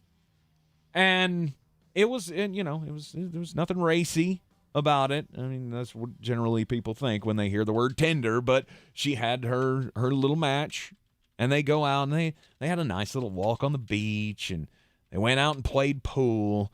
And then the video ends with them doing something that I don't recommend anybody do with somebody that they just met. They went and got matching tattoos. And it wasn't necessarily the fact that these, young people were stupid enough to go get matching tattoos on a first date. But it was the response. Some of the responses to this viral video were baffling to me. There were way more people than I ever expected going, that's a great idea. I want to have a first date and go get matching tattoos with some stranger. Why? What on earth makes you think this is going to be a good idea? I mean, typically you'd like to put some thought into your tattoos and go, what am I going to, not be ashamed of when I'm 70 years old? Hell, even when I'm 30 years old and I get married, do I want to be explaining some random tattoo? I just hope this doesn't catch on, because I can think of at least 3 people that I know socially that by this time 2 years from now will look like Granny's quilt. Oh. Just, man, look at all these weird tattoos I've got. That was Dave. You remember Dave? Dave was fun. I don't get that. Like, you are forever linked to someone that you don't even know. And I get it, you can come up with some other excuse if you can find some design that just looks cool, and you don't have to tell anybody the story if it's embarrassing. But forever that you're linked to that jerk that you spent a week with and then went, oh, wait, he's an idiot. Oh, wait. I probably shouldn't do that. The video has been viewed, or at the publication of this story, 439,000 times. And like I said, some of the responses go as follows. Every love story either ends in forever or heartbreak. It's worth the gamble. No, that's what a lie sounds like, folks. This one woman said, I did this for a first date, and it was excellent. It's a great story to have. I'm still with my boyfriend after 4 years. Wonderful. Tremendous. One time out of the so many possibilities of having this blow up in your face. See, if I had done this, I would have a cigarette tattooed on my forearm for the ones that got put out on my couch. Elon Musk, he does a lot of stuff, but his latest brilliant idea, which is working far more famously than I would have ever imagined, just doesn't make a whole lot of sense. He's selling a perfume. That smells like space. No. Oh. Made $2 million in its first day. It's selling for $100 a bottle on the Boring Company's website. Tesla new car smell. It's burnt hair. Do what? It's burnt hair. That's the name of the perfume, and that is what it smells like. But that's a horrible smell. I'm going to be honest with you, Brian. That smells like straight gasoline. It's actually Sex Panther. That's what they should have called it. It smells like burnt hair and gasoline. I got news for you. That's if awful. anybody walks up to me in a bar or in a restaurant or in just public altogether and smells of burnt hair, I'm going to look at them and go, you should get away from me immediately. Really stings the nostrils. Really, it's a pungent. Stings the nostrils. Burnt hair. See, now I want to smell it. Now I want to be like, does You're it one of those actually people, aren't you? smell like burnt hair? You're or one of is those this dudes. Just, I don't know. You're one of those dudes. What? This smells terrible. Smell it. You're one of those guys. Oh, 100%. If I have to live through the pain, you're going to live through the pain as well. Oh, Hey, I got something here. You want to smell that? Oh, yeah. For those of not watching the YouTube stream, I just showed him a banana, and he hates bananas so much. They're so gross. Burnt hair. I don't get it. I mean, at as all. somebody that's... Although I will say this, burnt hair smells way better than patchouli, so maybe we need some of this in Asheville. Can we get some kind of a government grant to hand this out downtown? Well, here's the thing. There is one perfume that I guarantee that smells better than, and I catch a whiff of this no less than 3 times a week, and it's I don't bathe regularly. That's a scent that's pretty prevalent seemingly in. So I made $2 million the on world. burnt hair flavored or scented, I guess, not flavored, scented. It's not. You're not supposed to drink it. You don't drink it. Yeah, that's. I think that's on the bottle, and you're apparently the person that they have to put that there for. Yuck. This smells like burnt hair. I wonder what it tastes like. You are in the Sportsocracy. It's ESPN Asheville. We're inside the Ingles Studio. Jeremy and I are going to make the trek down with sports freak Brian Hall and our one of the legendary figures of Western North Carolina sports, old cheese and crackers Kenny Ford, former Owen High football coach. We're all going to make the trek down to Bank of America Stadium this weekend to see the Tampa Bay Buccaneers take on the Carolina Panthers. And after yesterday, I'm not looking forward to this trip as much as I was when I found out we were going. I am. Because there is something terribly wrong down in Tampa. We'll talk about that up next. This is your Exergen Temporal Scanner weather forecast on ESPN Asheville. Freeze warning up midnight tonight until early Tuesday morning. We've got temperatures in the 20s and 30s here. And I think we'll see 30 degrees all the way down to the valley tonight. Mostly sunny Tuesday, high 46, low 30. And then we'll climb into the 50s for Wednesday and Thursday. 60s and 70s showing back up in Asheville coming up for the weekend ahead. Some low 70s Saturday and Sunday. I'm meteorologist Scott Larimore. That's the latest Weather Channel forecast. This is your time saver traffic on the new ESPN Asheville. Gravity slowing 26 westbound between Hendersonville Road and the Blue Ridge Parkway. Near Fletcher, Hendersonville Road northbound approaching Fanning Bridge Road. Traffic is stop and go. Hendersonville Road north and southbound near Long Shoals Road. Delays. Sweeten Creek Road northbound approaching Mills Gap Road. Delays. Near Avery Creek, Brevard Road northbound approaching Long Shoals Road is slow. Riverside Drive near Bannister Drive near AB Tech in Woodfin seeing some delays. Merriman Avenue north and southbound slow near Edgewood Road. I'm Lyndon Field with your Time Saver Traffic. This report is paid for by North Carolina Governor's Highway Safety Program. We all share the responsibility to make sure North Carolina roads are safe for everyone. We can reduce the number of people hit or killed by vehicles. Visit watchformenc.org for more safety tips. Paid for by NCDOT. I love mornings, which is a good thing since the Today Show starts early. We're here to give you the best start. You get the news, learn something new, and even get a little boost. We begin our day so you can take on yours. Watch the Today Show every morning on NBC. You wash your hands, you brush your teeth, but what about the nose? How do you clean your nose? With Navage. Navage uses powered suction to pull saline in one nostril, around the back of the nose, and out the other nostril, flushing out allergens, mucus, and germs. And it's why cleaning your nose, the body's air filter, is the next evolution in daily personal hygiene. People try Navage for lots of reasons. Sinusitis, colds, allergies, snoring, things that make it hard to breathe through your nose. But over time, they find that cleaning their nose makes them feel better, a lot better. Over 3 million Navage users have written more than 100,000 reviews, averaging 4.7 stars, saying, best product I've ever used, and amazing, I love my Navage. Navage helps you breathe better, sleep deeper, and snore less, but the biggest payoff is improved health. Navage is good personal hygiene and can help you stay healthier. At Walmart, Walgreens, CVS, Rite Aid, Target, and online. Navage, N-A-V-A-G-E. Clean nose, healthy life. Are you ready to tackle your banking needs? Home Trust Bank's team of expert advisors and lenders want to be your teammate. We want to hear your story, learn your aspirations, and assist you with financial needs, and provide options that are tailored to you. With a wide range of personal, mortgage, and commercial services, you will discover all your banking needs under one roof with a local and personalized touch at Home Trust Bank. Score big with Home Trust Bank. Ready for what's next. Member FDIC, Equal Housing Lender. Everyone's heard about the housing market and this being the best time to sell a house in years. But the same thing applies to cars. Whether you're looking to buy a car, trade in, or sell that car in the driveway collecting dust, Fred Anderson Nissan of Asheville wants to buy your car. They have 2 on-site managers that work with Kelly Blue Book to give you top dollar for your vehicle. You can even have your car appraised instantly at AndersonNissan.com. Stop in and visit them today at 629 Brevard Road in Asheville, or call them at 828-365-1663.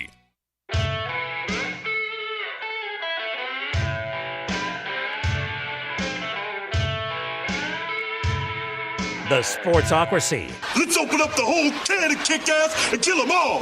Let the paramedics sort them out.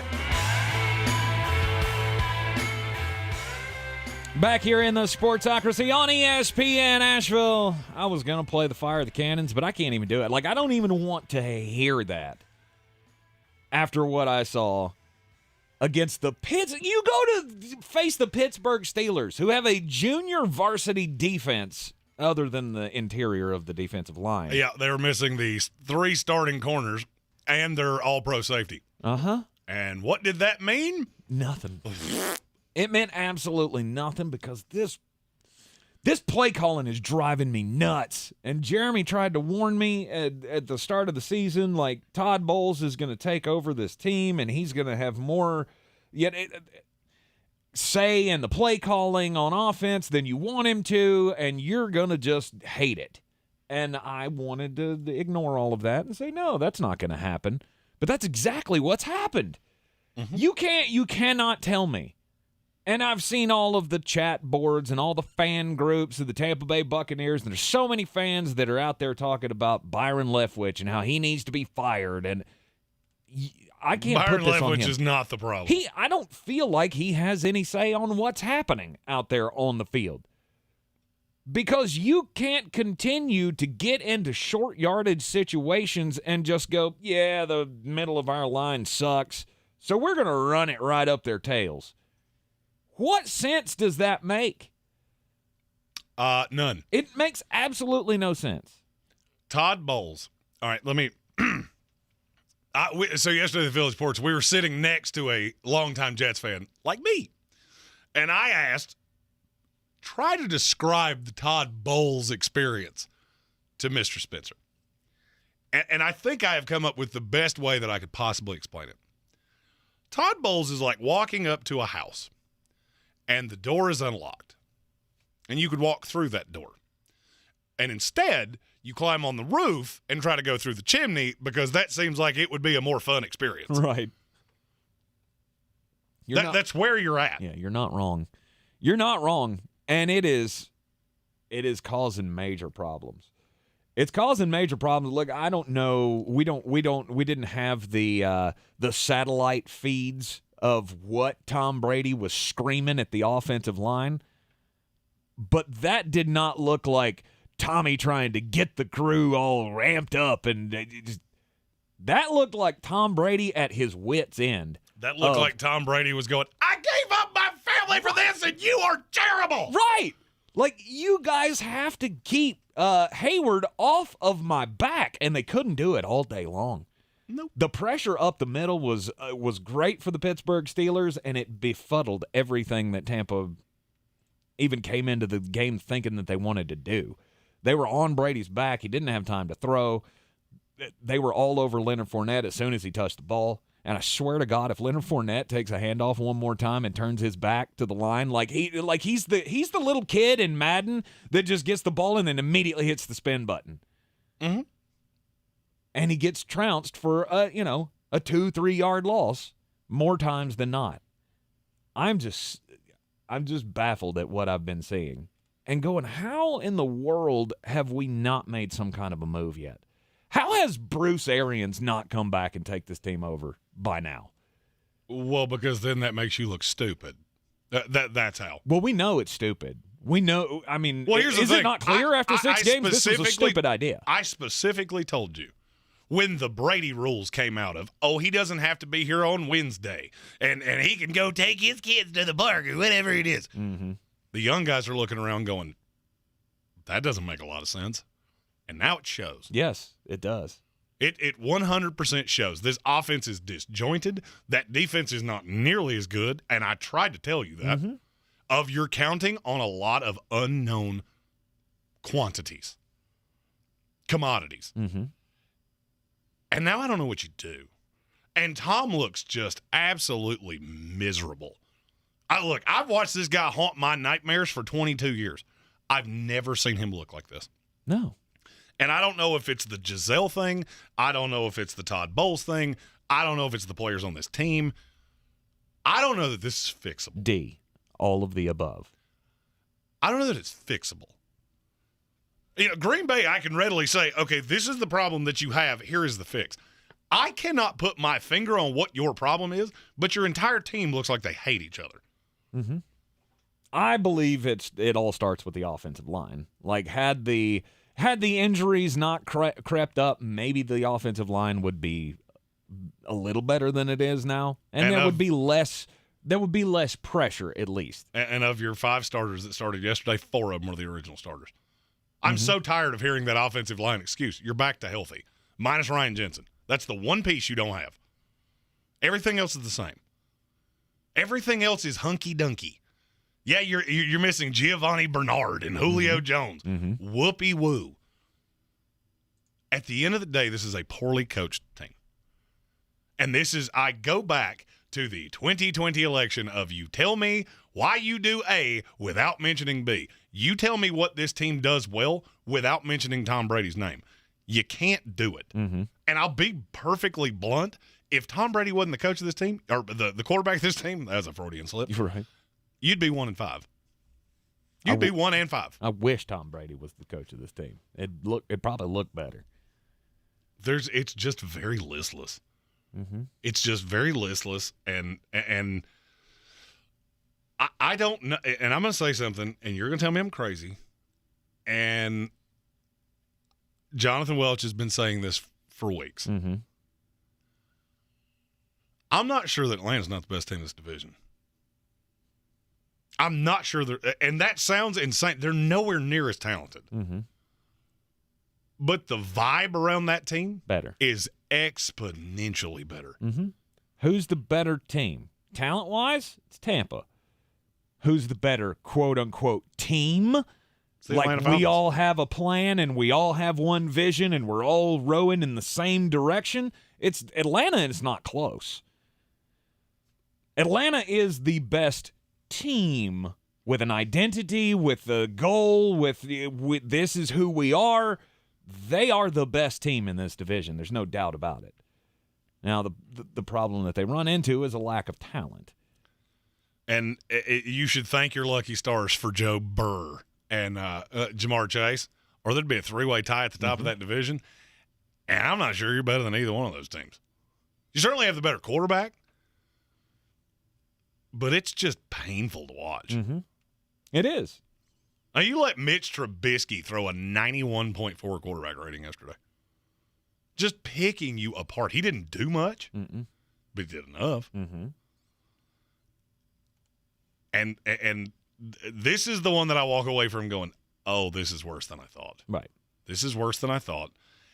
And you still have games left with the Baltimore Ravens, the L.A. Rams, the Seahawks, the Browns, who thankfully for you catch right before Deshaun Watson comes back, the 49ers, the Bengals. There are a lot of potential pitfalls here. Whatever it is that's wrong, you better figure it out quick. And that Baltimore game is on short rest on a Thursday, and I don't know that I have ever seen an early line that I wanted to attack more than that one. Really? I could see them blowing you out. Oh, there's no doubt. I could see them blowing you out. There is no doubt. It took me 6 weeks to get to this point, but now I'm going, hey, now we're back. Now we're back. Now I can worry about other things in the NFL season. Because I still think they probably limp to win the division. It's not going to be pretty. It's not going to be fun to watch. You're going to go into the playoffs, and you're going to get smoked by whoever you play. And we will move on with, the next trash iteration of the Tampa Bay Buccaneers franchise. It has arrived. It's going to look more competitive than the dog days, the god-awful days for the next 11 games. I will say, I've never seen a more defeated man in my entire life than about 4:25 yesterday. Once you lose to one of the worst teams in the NFL, I don't care if it was on your home field or if it was on their home field or who got hurt in the game. Once you do that, it just takes the luster off of everything else. Tank looked like a little kid whose puppy ran away. Yeah. And you want to just sit down next to him and go, hey, champ, what you doing? You want to have a catch? Are you okay? Do we need to put you on some kind of a watch list? You want to have a catch? Because it looks like you might need that. Tampa Bay goes to Carolina this weekend. You will hear the game on our sister station, News Radio 570 WWNC. Jeremy and I will be going down to Bank of America Stadium for the game, so that throws a wrench into our usual Sunday schedule. So this week, have no fear. Yes, the Fantasy Game Time Decision Show will be on Saturday morning instead of Sunday morning this week. So look forward to that with Jeremy, myself, and armchair commentary, David Smith. And in the words of the great Mick Foley, bang, bang! This is your time saver traffic on the new ESPN Asheville. Driving slow in 240 westbound between Charlotte Street and Montford Avenue. 26 westbound slow between Hendersonville Road and the Blue Ridge Parkway. 26 eastbound slow between the Blue Ridge Parkway and Long Shoals Road. 40 westbound delays between the 26-240 split Malfunction Junction and Smoky Park Highway. Near Fletcher, Hendersonville Road northbound approaching Fanning Bridge Road is slow. Hendersonville Road northbound approaching Long Shoals Road delays. Sweeten Creek Road northbound approaching Mills Gap Road is slow.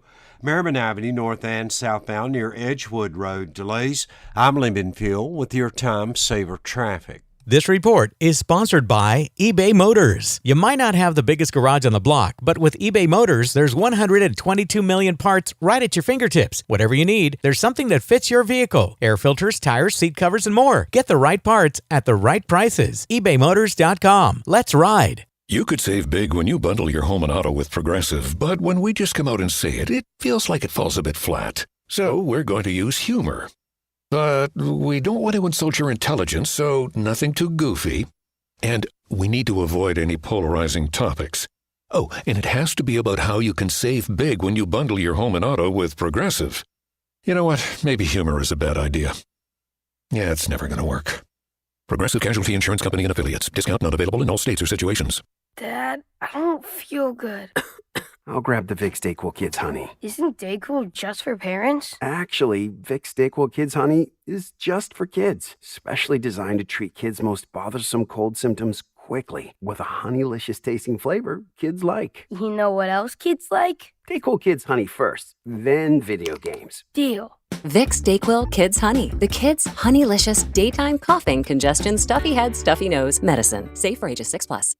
The iHeartRadio Asheville Pro Football Pick'em Challenge is back. Just log on now to ESPNAVL.com to make your picks. Each weekly winner gets a $50 gift card to Asheville Pizza and Brewing and will be a finalist for our grand prize. Log on now, ESPNAVL.com.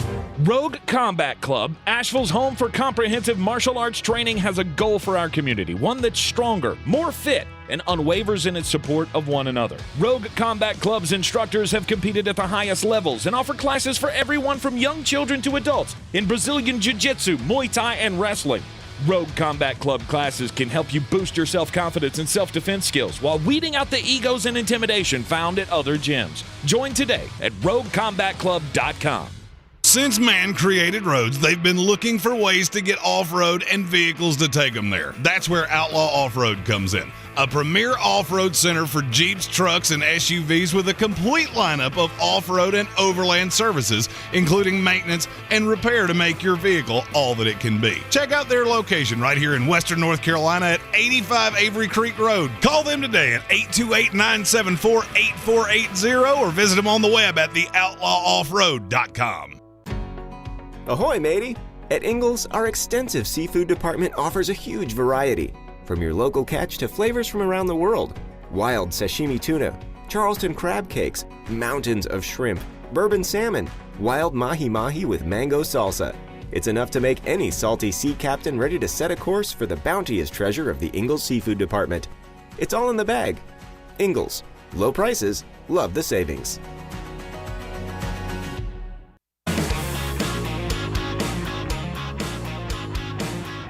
We are live in the Ingles Studio on ESPN Asheville. This is the Sportsocracy. Don't forget to check us out on the iHeartRadio app. Heard everywhere around the world. And, of course, you can see us on YouTube as well every time that we are live. We've got a fantasy show coming up tomorrow with the Mullet Man and the Canadan.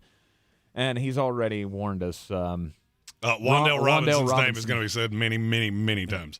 Wandale Robinson burst onto the scene with a touchdown this past week for the New York Giants, and that's a fun little tool that Brian Daboll can now play with. Here's a fun little tool for Kyler Murray to play with, but I don't think this is going to go the way that you want it to go. Because they thought, hey, we got Marquise Brown. This is going to be all hunky-dunky now because these guys were teammates in college and everything. It's going to go great. Well, Marquise Brown worked out well for the first few weeks, but now he's injured. The rest of the season, he's probably going to be down. And they made a move today. They went out and got Robbie Anderson from the Carolina Panthers. Woo! For a 2024 6th-round pick and a 2025 7th-round pick. And the Carolina Panthers, I believe, are going to have to eat $20 million in dead cap hit. That's what happens when you renegotiate everybody's deal. When you push money down the road, this is what happens. Mm-hmm. And it appears that there is a possibility Marquise Hollywood Brown could miss somewhere between 6 weeks and the rest of the season. And replacing him with Robbie Anderson, I can only equate this to one thing. Those Hey Dude shoes that everybody wears. Yeah. There's a website that you'll find on every social media where they have all these cool different Hey Dude shoes, and you order them, and they're Hey Bros. Hey Bros. They're Hey Bros. And they fall apart immediately. Robbie Anderson is the Wish version of Marquise Hollywood Brown. Yes. Congratulations. And he's a head case that you just added in. He's like the match that you just threw into a powder keg, and now you're just sitting back going, oh, this is going to be fun. Right. Of course, he got thrown out of the game by Steve Wilkes, told to leave the sidelines for arguing with an assistant coach. What do you think's going to happen when he gets down there in Arizona with Cliff Kingsbury? By the way, good for Steve Wilkes. Oh, 100%. That's Yesterday what was the most looks competitive I've seen them. Mm-hmm. That's what leadership looks like. 100%. So good on you. You're in the Sportsocracy here on ESPN Asheville Daily Draft. We'll kick us off next. Stock up, stock down from the weekend. This is your Exergen Temporal Scanner weather forecast on ESPN Asheville. Freeze warning up midnight tonight until early Tuesday morning. We've got temperatures in the 20s and 30s here. And I think we'll see 30 degrees all the way down to the valley tonight. Mostly sunny Tuesday, high 46, low 30. And then we'll climb into the 50s for Wednesday and Thursday. 60s and 70s showing back up in Asheville coming up for the weekend ahead. Some low 70s Saturday and Sunday. I'm meteorologist Scott Larimore. That's the latest Weather Channel forecast. This is your time saver traffic on the new ESPN Asheville. Driving slow in 240 westbound between Charlotte Street and Montford Avenue. 26 westbound slow between Hendersonville Road and the Blue Ridge Parkway. 26 eastbound slow between the Blue Ridge Parkway and Long Shoals Road. 40 westbound delays between the 26-240 split Malfunction Junction and Smoky Park Highway. Near Fletcher, Hendersonville Road northbound approaching Fanning Bridge Road is slow. Hendersonville Road northbound approaching Long Shoals Road delays. Sweeten Creek Road northbound approaching Mills Gap Road is slow. Merriman Avenue north and southbound near Edgewood Road delays. I'm Lyndon Fuel with your time saver traffic. This report is sponsored by Pfizer and BioNTech. Charging a cell phone can be like getting a booster shot. A booster is given to enhance or restore protection after a primary series vaccination, which wanes over time. Schedule an appointment when you are eligible. Sponsored by Pfizer and BioNTech. Staples is a one-stop destination for shipping supplies like boxes, mailers, and packing filler to services like UPS Shipping. And right now, get 25% off UPS Express shipping services at Staples. Offer valid in U.S. Staples stores only through 12/31. Staples, the best-kept secret in shipping. From the Ingles Studios, this is ESPN Asheville, WPEK, W225CJ Fairview, WMXF Waynesville, and iHeart radio stations. Receiver Marquise Brown sidelined indefinitely by a foot injury. Arizona acquired receiver Robbie Anderson from the Panthers for a 2024 6th-round pick and a 2025 7th-rounder. Anderson was kicked out of yesterday's game by Carolina interim coach Steve Wilks following sideline arguments with his position coach. This trade is good for both sides in the end, believes ESPN's Mike Tannenbaum. First of all, from Carolina, you're trying to establish Steve Wilks, and you just can't have that, and you want to set a standard. So no surprise there. And then on the other end, Arizona's offense has been very inconsistent this year, so big shot in the arm to get not only Robbie Anderson guys, but DeAndre Hopkins coming off of his suspension. Mike Tannenbaum on Canty and Carlin. DeAndre Hopkins scheduled to return from his 6-game PED suspension this week. One night after staving off elimination, the Yankees host the Guardians in a winner-take-all Game 5 in the ALDS tonight, 6:30 Eastern, ESPN Radio. Keyshawn, J. Will, and Max. The Cardinals need to move on, as far as I'm concerned, from Cliff Kingsbury. Don't look at the previous 4 years he gave you. Forget that. You look at this year. Just like you did Steve Wilks, it's time to cut bait. The guys will be back Tuesday morning at 6 Eastern on ESPN Radio and on ESPN2. Now, your chance to win $1,000. Just enter this nationwide keyword on our website. Money. That's money. Enter it now. Log on now to ESPNAVL.com. And good luck from ESPN Asheville. He's a degenerate gambler. You are a smelly pirate hooker. And he's cheaper than oxygen. He's useless. But somehow, they make it work. Jeremy Greene, Tank Spencer.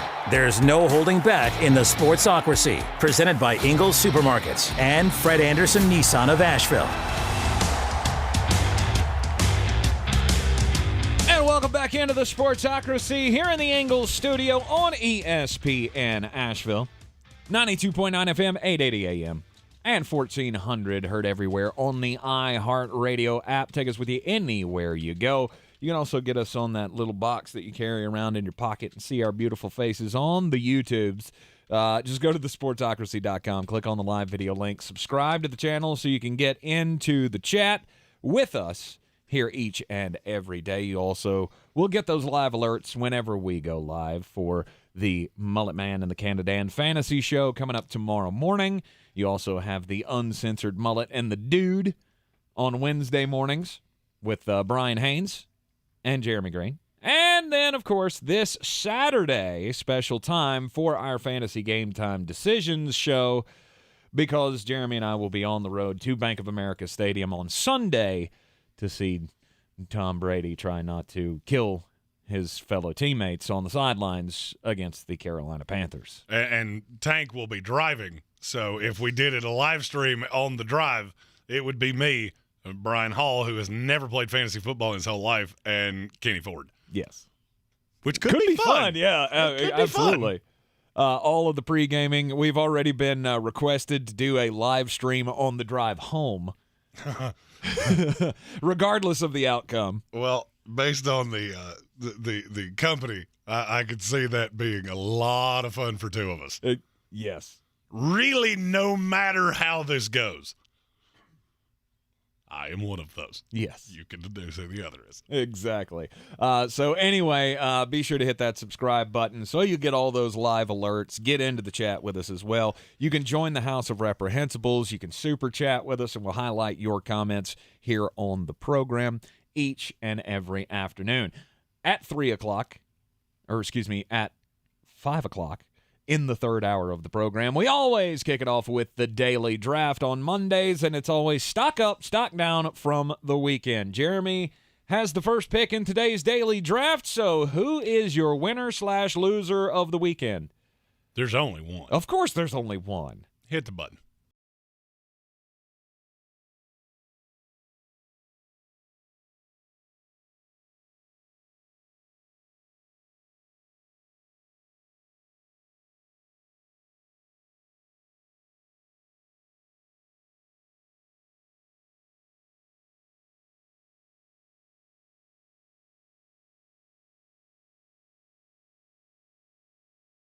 Absolutely. I have not seen any updates on where the goalposts are at the moment, but they dumped them in the Tennessee River at some point. I don't know if they've been retrieved or not. Did you see the video of Peyton Manning? So No. Obviously every Tennessee fan on the planet went to a bar and just had a good old time. Oh, yeah. Well, Peyton went with Morgan Wallen, Kelsey Ballerini, and Kenny Chesney.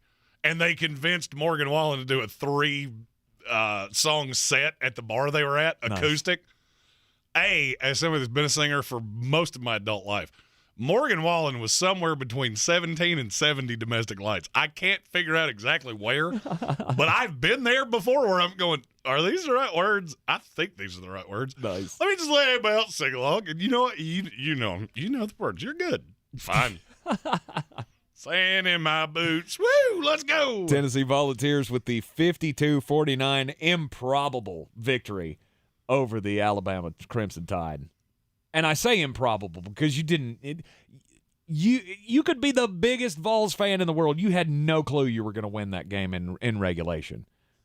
You had 20 seconds to go. Wasn't that it? 20 seconds left after Alabama missed the field goal, which that kid has already been ostracized. He's been written out of Nick Saban's will forever. Reichert? Yeah. He's getting no more love from Nick Saban for the rest of his life. As soon as he missed it, I said, you watch. Just wait and see. He misses the field goal. Tennessee comes up with 2 spectacular plays. Hendon Hooker, just planted his name at the top of the Heisman race. Oh, no doubt. Yeah. He's the only threat to C.J. Stroud now. Absolutely. And Hendon Hooker will probably never purchase another beverage in the state of Tennessee for the rest of his life. No shot. Just like Stetson Bennett down in Georgia. He will never have to pay for another thing. Him and Pat McAfee, they're the most stock up in the state of Tennessee this week. What did Mac do? Oh, did you not see him on game day? No, I didn't see him on game day. I was at Dollywood. Oh, yeah. That's still a bizarre decision to me. But he led the Tennessee band in Rocky Top. So he directed the band. Nice. And he was on the back of a boat in a pair of orange and white checkered overalls and did a backflip off the boat into the Tennessee River. Beautiful.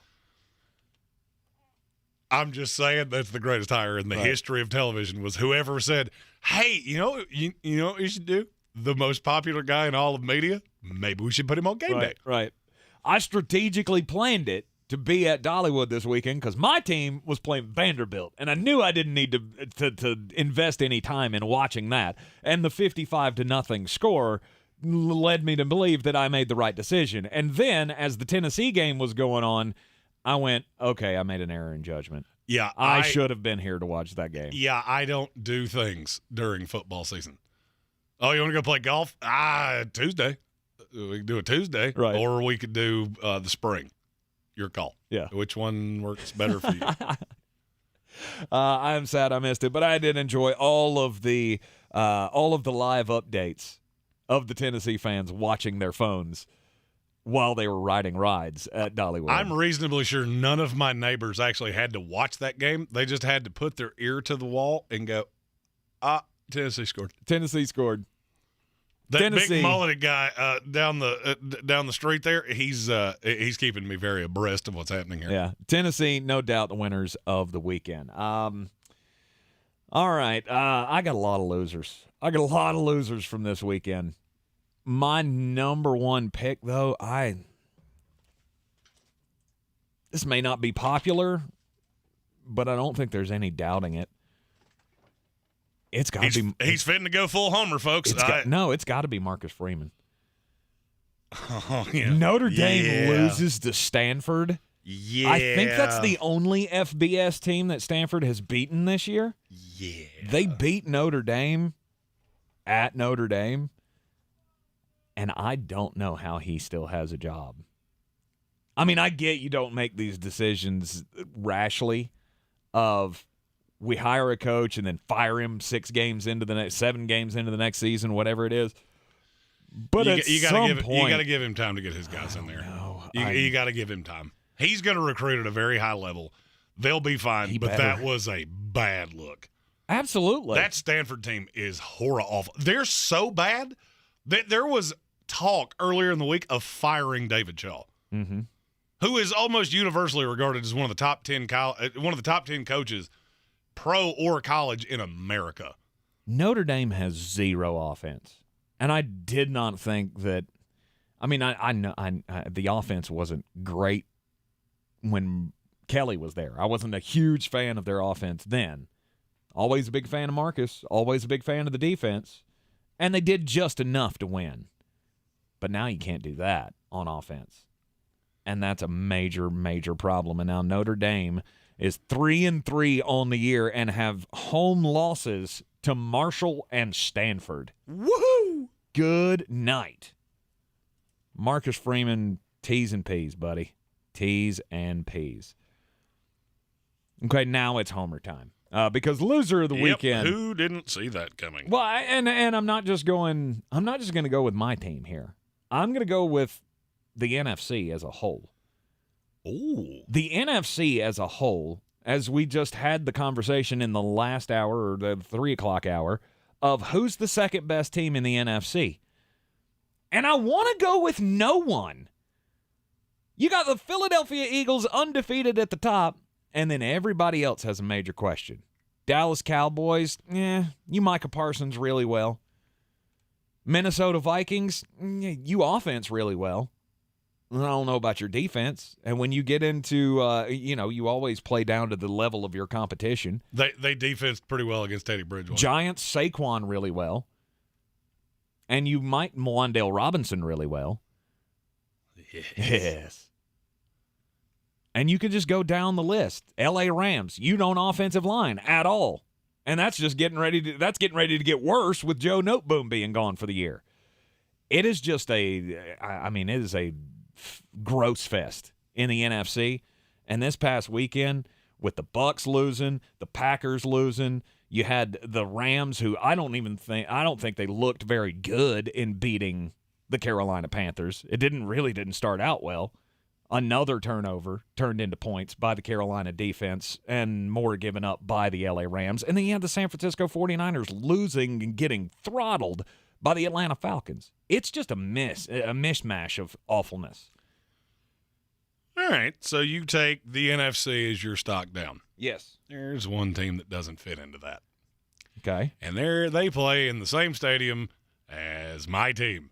So my winner, New York, baby. Let's go. The city. Let's go, New York. The Big Apple. Got the Jets at 4-2, the Giants at 5-1, and the Yankees forcing a Game 5 tonight. Let's go.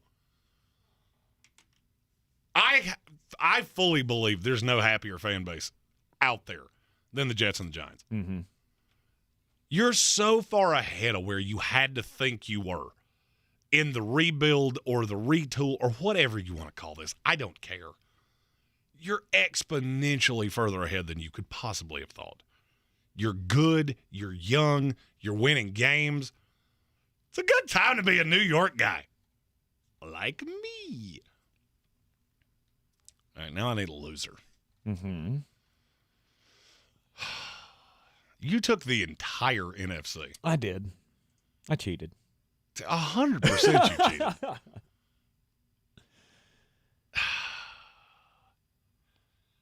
All right, I'm going to say I'm going to cheat too. Since you did, I'll cheat. The fringe CFP contenders. Okay. Oklahoma State, USC, Penn State. I am officially to the point, and I'm looking at the rankings as they sit right now. I cannot for the life of me figure out how you're not going to get two SEC teams, Ohio State, and either Michigan or Clemson. Mm-hmm. And I think the Michigan thing depends on how badly they lose to Ohio State, because I think they will. It's at the shoe, just a lot of – and look, you're way – I have not given Michigan enough of their flowers. No, you haven't. Blake Corum is a dog. Yep. They dominated Penn State. Mm-hmm. But then you get into – and I'm not lumping Alabama into a fringe candidate. They are now. It's going to be hard for you to get in. I mean, there's still a path, obviously. Oh, no doubt. There's a path, but you don't get any more mulligans. No. You can't. You got to run the table. And you still have to go to Ole Miss. And Ole Miss is – that is not one to faw with. Because if you faw with them, you will foe very quickly. Yeah, and it could very well end up being college football playoff this year. It's the SEC Big Ten Challenge. You get two teams from the SEC, two teams from the Big Ten, and then you got a whole swath of the country that's just ticked off about it. I wouldn't be shocked to see that. I just feel like now you got five. There's five teams. There's five teams that really legitimately matter in college football, which is unfortunate to me, but they're all so good. Mm-hmm. And this is one year where I don't feel like Georgia is so much better or Alabama is so much better, Ohio State's so much better. I feel like all five of these teams are really, really close. And I could even lump in some peripherals with Alabama, Ole Miss, TCU. There's a lot of good teams on the periphery. I just don't think they're going to get a shot. Yeah. Okay. And now I'm going to do that thing I do.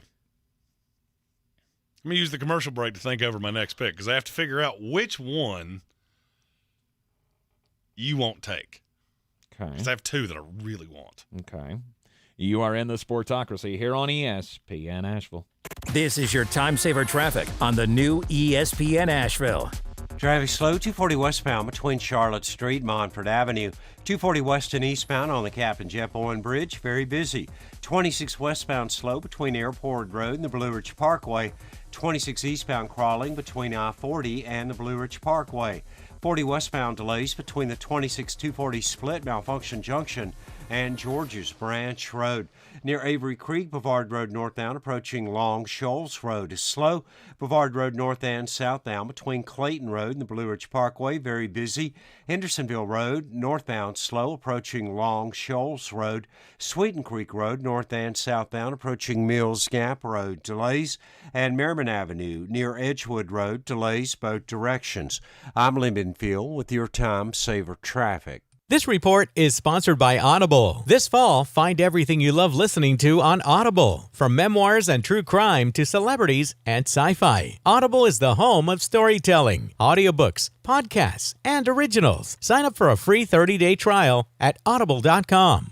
Hey, this is Peter Schrager from the NFL Network's morning show, Good Morning Football. You've also seen me on NFL Sidelines and in studio for Fox Sports on Sunday. Well, I've got a new podcast with iHeart in the NFL, and we're calling it The Season with Peter Schrager. In each episode of this season, I'm going to empty my proverbial notebook and take you inside and behind the scenes on the conversations that happen at the highest levels of NFL franchises. Listen to The Season with Peter Schrager on the iHeartRadio app or wherever you get your podcasts. I love mornings, which is a good thing since the Today Show starts early. Morning, welcome to Today. Those first hours set the tone for the day ahead. We're here to give you the best start. You get the news, learn something new, and even get a little boost. You start the day off with a clean slate, and we hope you'll start it with us. We begin our day so you can take on yours. Because every day needs today. Watch the Today Show weekday mornings at 7 on NBC. Ingles shoppers, new Omicron COVID-19 boosters are here. Ingles Pharmacy is now offering the new and improved boosters that target the Omicron variants to patients 12 years of age and up. Stop by the pharmacy to schedule yours today or make an appointment online at www.inglesmarkets.com.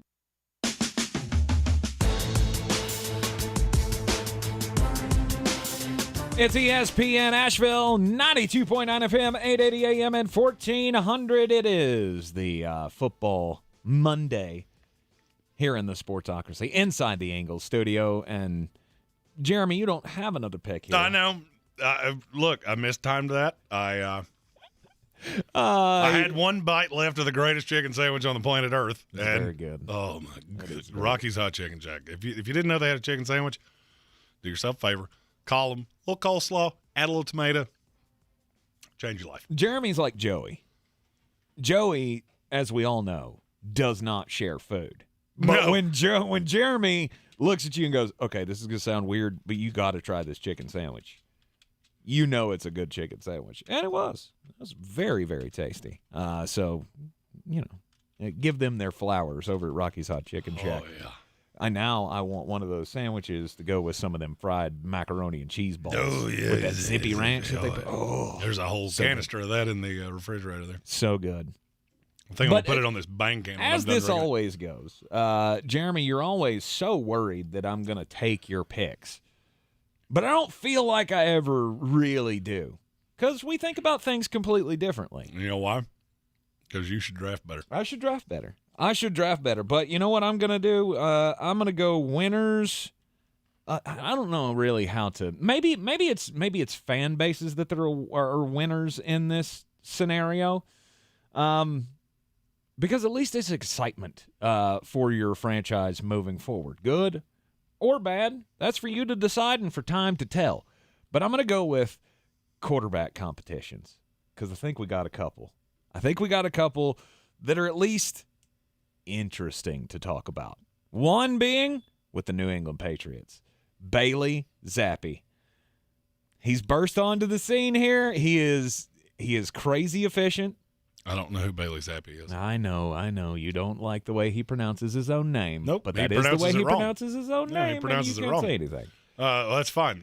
My name is Jeremy, Greene, and my name now is George Costanza. I think we got controversies. Brewing. Bailey Zappi and Mac Jones for the New England Patriots. There is no controversy. No controversy? One was a first-round pick a year ago. Don't care. What do you always say? I don't care where you were drafted. I don't care how much you're paying him. If you find a quarterback that makes your team look good, then that's probably the one you should roll with. And, Jeremy, true or false? The New England Patriots offense looks way better with Bailey Zappi than they ever did with Mac Jones. That's such a biased question. Okay. Do you realize the 4 teams that Mac Jones played this year? Dolphins at the Steelers, Ravens, Packers. Mm-hmm. Bailey Zapp has done this against the Lions and the Browns. Okay, if Mac Jones comes back this week, I have a funny feeling he'll do the same thing to the Bears. Maybe. You know why? Because they're awful. Because they're not good. Because they're horrid. Because they're not good at the footballs, as Jeremy likes to say. And I'm going to throw the Washington Commanders in there as well. We don't celebrate injuries, never celebrate an injury when a guy gets hurt. But Carson Wentz going down for the Washington Commanders for, what'd they say, 4 to 6 weeks. It only opens the door for Sam Howell, the guy that we said was the best quarterback in this past NFL draft. And they got him with a steal in the 5th round. And Sam Howell may come in and change the fortunes for the Washington Commanders. Well, just so you know, Taylor Heineken is going to get the first crack at this. Of course he will. And I don't think it's going to last very long. I was going to say, he will look exactly like he's always looked. He's okay. And this is not a good team. The Washington Commanders are not a good team. They're not a well-coached team. They don't have a good scheme. They don't have anything really that excites you. And when Taylor Heineken comes in and looks like, drunk frat boy at times, I think they're going to go, hey, we should probably give old Sam the college try. And when they do, it may all be over but the crying for Carson Wentz and Taylor Heineken, as Sam Howell will become the starter of the Washington Commanders by the end of the season. So some quarterback controversies, and maybe you want to throw the New Orleans Saints in there as well? No, because it's Andy Dalton. And Andy Dalton is the quarterback now. Sorry, Jameis. That's what I think. But there are going to be people who say, hey, we need to give Jameis another try, because you'll have up and down weeks. But quarterback controversies in the middle of the season, you don't necessarily want to see it with your team unless it goes for the better. And it could go for the better with the Patriots and the Commanders. In our YouTube comments, Bill Buttigieg, one of our resident New England Patriots fans. Yes, sir. Said, Jeremy Tank's right. There is no controversy. Bailey Zapp is a god, and Mac Jones is merely human. There you go. I'll tell you who's sitting back, and I didn't make him a winner here. Mm-hmm. I'll tell you who's sitting back watching this going, good, is Cameron Ward.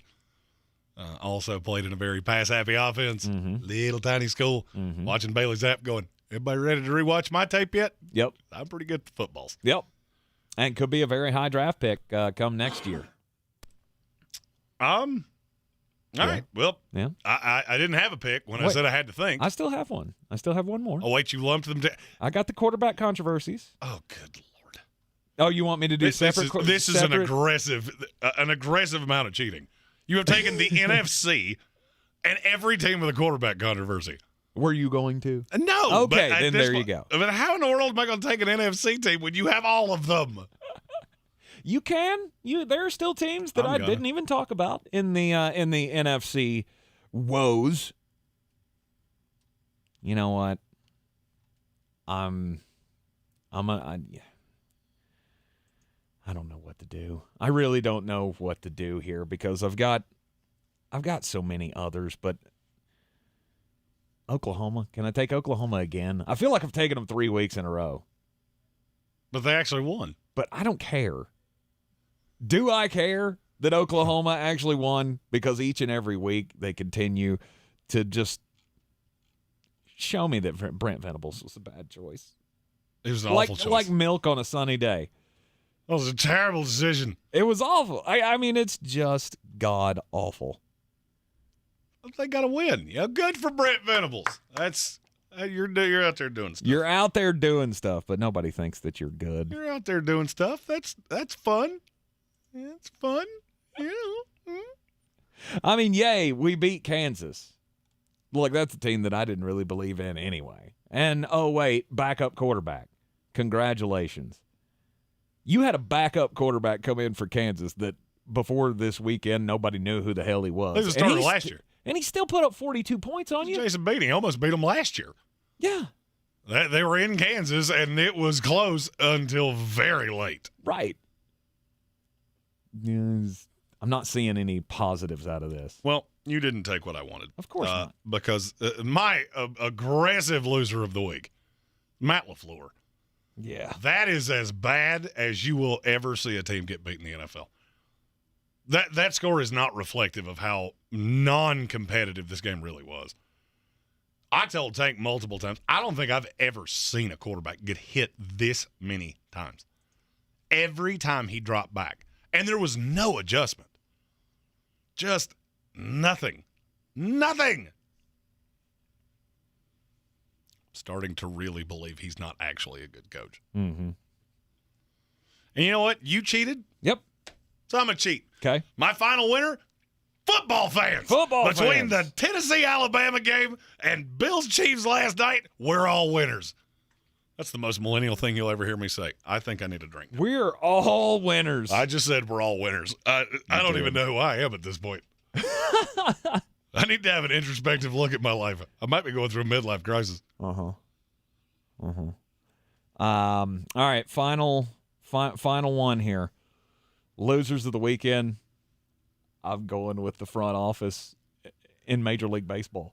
Oh, yeah. The front office in Major League Baseball is looking at these playoffs and they're going, oh, my God. Are you serious? Like, I've got to have a Final Four? We had the Braves, Dodgers, Yankees, and we may end up with the Padres and the Guardians. Yep. And I, as someone who just wants to watch the world burn, I'm here for it. Please let that happen. I want to see the World Series throw a 2.4 so bad I can't stand it. Houston Astros versus possibly the Cleveland Guardians. The deciding game will be this evening between the New York Yankees and the Cleveland Guardians for that last spot in the league championship series. And then on the other side, you got the Phillies and the San Diego Padres. Oh, Hot. show of hands.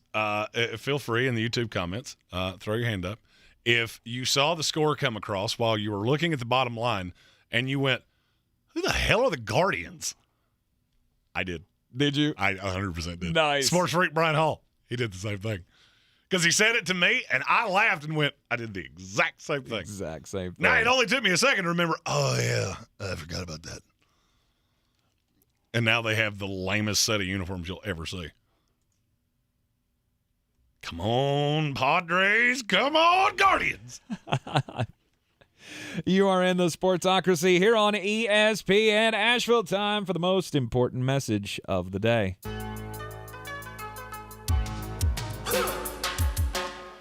All right, Jeremy Greene, and that message is, as always, what? Don't do crimes. Yeah, don't do crimes. Crime never pays. And it's not good. What's your shocking crime story of the day? Oh, I was expecting you to go first, so I didn't. Hold on. Are you having computer issues? I am having computer issues, so you got to give me a second. Police in Germany said Friday they have detained a man for resisting arrest. That's not uncommon. People do that all the time. But that's not the reason I'm telling the story. Officers were called to a dispute between two 29-year-old men and a 35-year-old woman in the western town of, I can't pronounce that, shortly after midnight.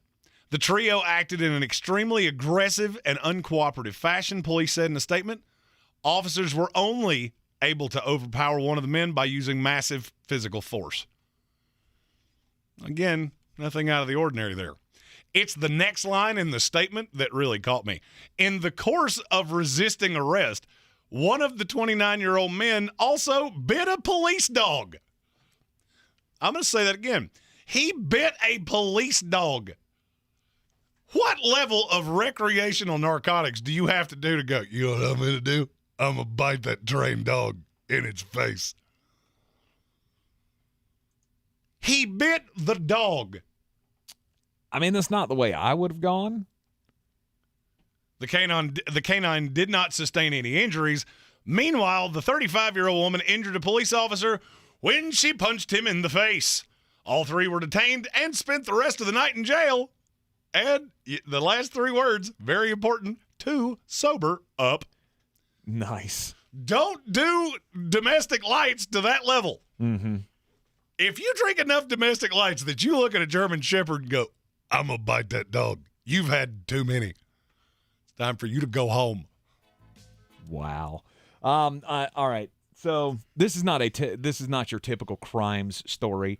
There are different kinds of crimes in my book. Obviously, they're the ones that go against the criminal code of whatever municipality you may live in. And then there are crimes that are just like, I feel like that was the wrong choice to make. Sort of a crime against humanity, so to speak. One of the most popular costumes for this upcoming Halloween is based on actual events, and I don't feel like that's a good idea. Okay? Like, it's one thing to dress up like Jason or Michael Myers or fictitious horror icons, obviously. And if you need to do that, one place that you need to go is the Big Orange Tent over at the Asheville Mall. You should shop and get your Halloween costumes at the same place that WWE Hall of Famers Beth Phoenix and Edge go to. They were just there this past weekend hanging out with our good friend Robbie Wright, getting their Halloween costumes all in line. So if it's good enough for them, it should be good enough for you. That's a pro live read right there. That's right. Go to the Big Orange Tent over at the Asheville Mall, as they are open 7 days a week to get you everything that you need for your Halloween costumes. But just let's stop with the Jeffrey Dahmer thing. Apparently that is like number 3 on the list of most popular Halloween costumes this year. And look, I know I don't feel like there are many of us out there that know the families of victims of Jeffrey Dahmer. But there's a line there that I can't get across of don't dress up as actual serial killers. It's just insensitive. It's just wrong. I don't feel like you should do that. To me, that is like I said, a little bit of a crime against humanity.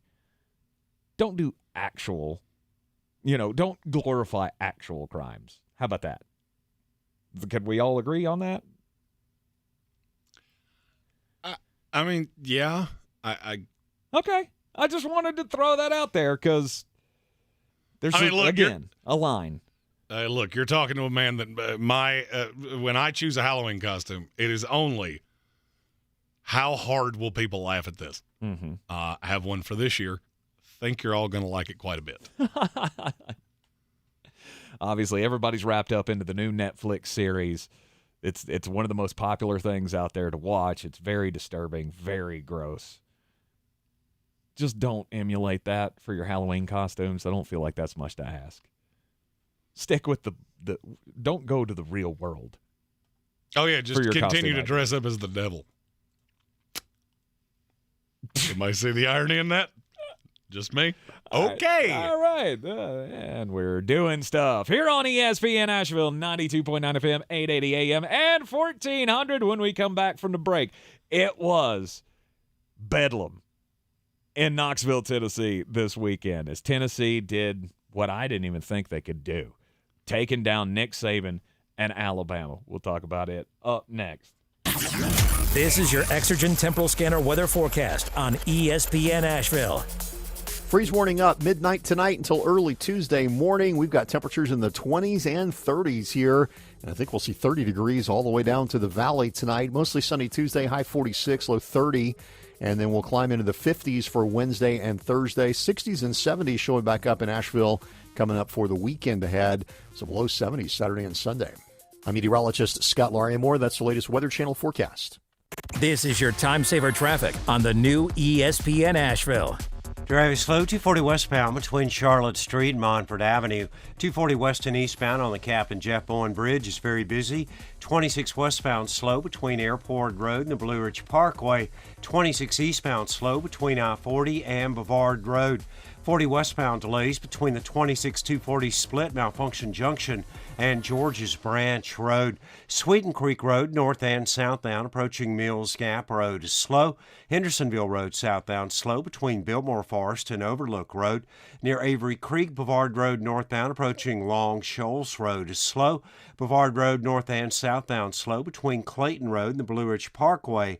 Merriman Avenue near Edgewood Road, delays both directions. I'm Lindenfield with your Time Saver Traffic. This report is sponsored by Audible. This fall, find everything you love listening to on Audible. From memoirs and true crime to celebrities and sci-fi. Audible is the home of storytelling, audiobooks, podcasts, and originals. Sign up for a free 30-day trial at audible.com. It's midterm season. MSNBC has the in-depth coverage and analysis to give you a greater understanding of the races, the results, and what it all means for the future of our country. Watch coverage of the 2022 midterms on MSNBC.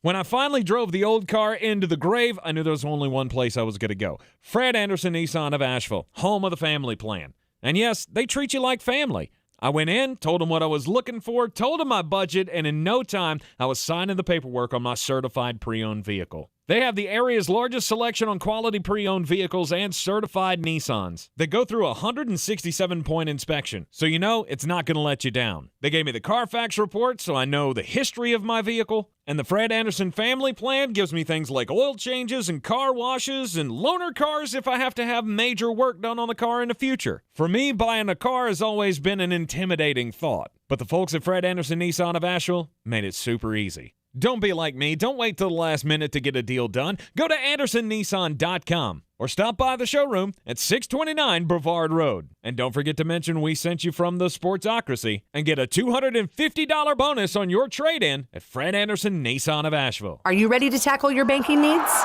Home Trust Bank's team of expert advisors and lenders want to be your teammate. We want to hear your story, learn your aspirations, and assist you with financial needs and provide options that are tailored to you. With a wide range of personal, mortgage, and commercial services, you will discover all your banking needs under one roof with a local and personalized touch at Home Trust Bank. Score big with Home Trust Bank. Ready for what's next. Member FDIC, Equal Housing Lender. The season we've all been waiting for is here. No, not that one.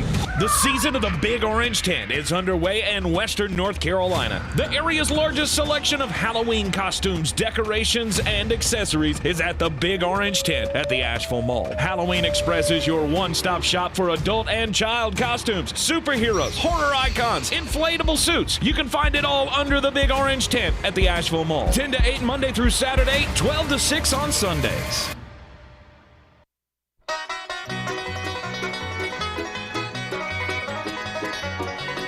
It is ESPN Asheville, 92.9 FM, 880 AM at 1400. Rocky Top ablazing in Knoxville and all across eastern Tennessee on Saturday night as the Tennessee Volunteers took down Nick Saban and the Alabama Crimson Tide in what was possibly the best football game.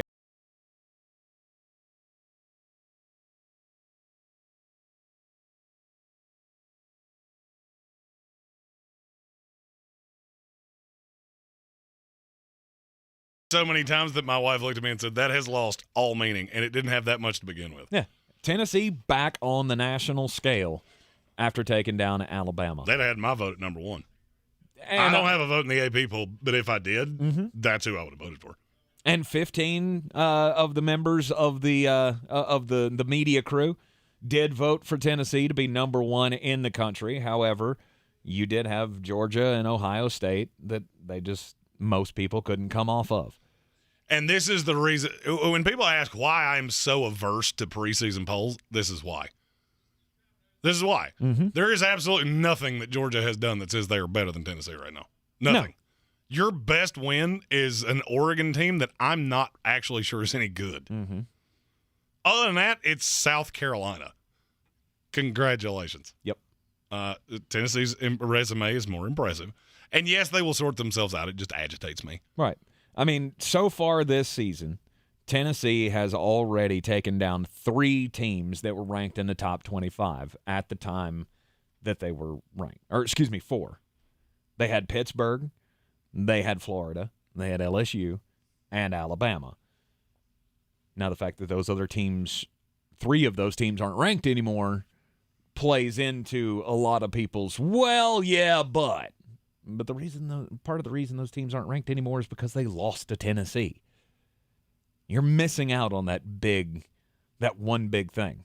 I would have no qualms with anybody who says Tennessee is the number 1 team in the country. Move my team down to 2 or 3, fine. I think college football and SEC football is better when the powers are good. And I would much rather see Tennessee be good than to see them be god-awful and just get slaughtered like they had been doing for the last 10 years. It feels and like. Saturday showed why. I mean, first of all, it's the best episode of College Game Day ever. Ever. It is the best one I've ever seen. I've been watching that show since I was 8 years old. It was the most electric scene I've ever seen. And then when that final kick goes through the uprights, which, first of all, the kick was blocked.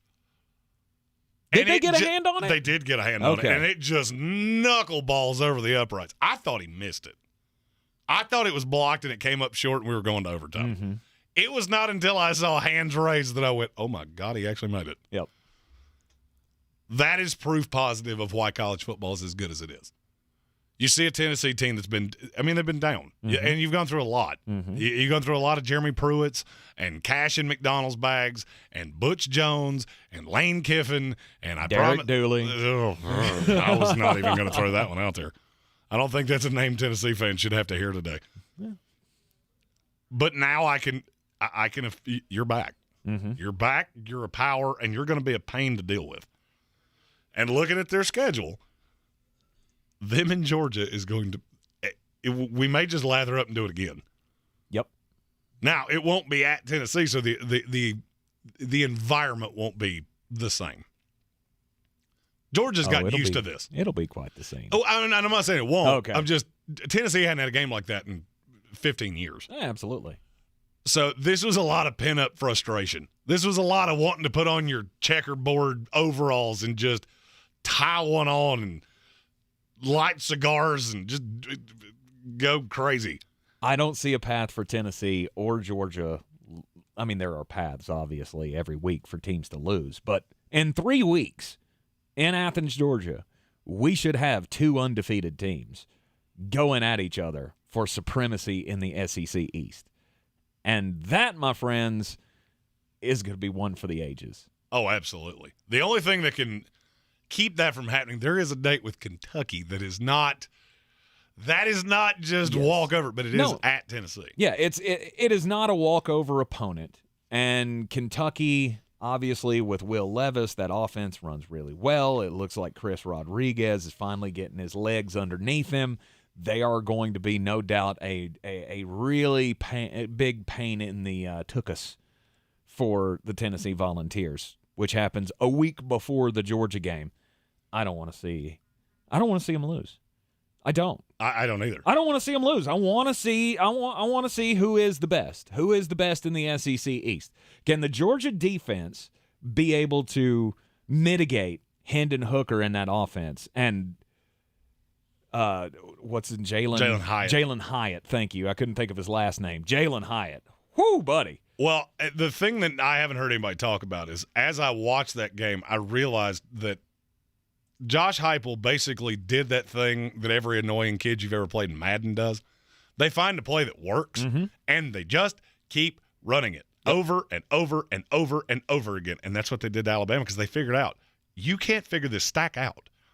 And so what Hendon Hooker was doing, there was a corner lined up on one of the outside receivers and a safety. And all he did is watch which one of you the safety goes with, because whoever it is, that's where I'm throwing it. And he did it over and over again. 6 catches for 207 yards and 5 touchdowns. That's not a bad day. Have a day, kid. Have a day. Hendon Hooker is no doubt the real deal. You know, I thought he was a threat when he was with Virginia Tech, and then he goes to Tennessee, and Josh Heupel has brought this program back. I mean, I remember making fun of that when it happened, of, we're bringing in Josh Heupel. I thought it was the most unbelievably bad hire I'd ever seen. Absolutely. We were wrong. 100%. We were absolutely wrong. Josh Heupel has brought Tennessee back, and I really don't see much of a path to not having 2 teams from the SEC in the college football playoff again. Oh, I'm no doubt. It's just a question of which of the 4 it's going to be. And it could be the first time ever that we have, or not ever, but first time since LSU, Alabama, that we have 2 from the same division in the playoff. This is just one of those years where you look at it and go, this is why we need more teams in the playoff. I'm glad we've agreed to this, and now we all know it's going to happen, because this is the year that because somebody's going to be left out, probably because of a stupid loss. Very possible to be Michigan, that deserves to be in. I mean, I'm looking at the rankings. I could argue there are 9 teams that without a doubt deserve to be in. And you look at USC, you lose 1 game in a nail-biter to Utah on the road, and you're done. Best you can hope for, trip to the Rose Bowl. Yep. That's it. And this is why I cannot wait for a college football playoff. Now, this weekend, probably going to be a little bit of a letdown after the pageantry that was last weekend, because the high water mark games this week are UCLA, Oregon. Yeah. Woo. Texas, Oklahoma State. All right. That actually will be fun. Mississippi State and Alabama. Kansas State, TCU in the Jeremy Greene Bowl. The Battle of the Purples. The Purple Power Bowl. I like that. 2 teams that Jeremy has aggressively wagered on over the years and done quite nicely. Right.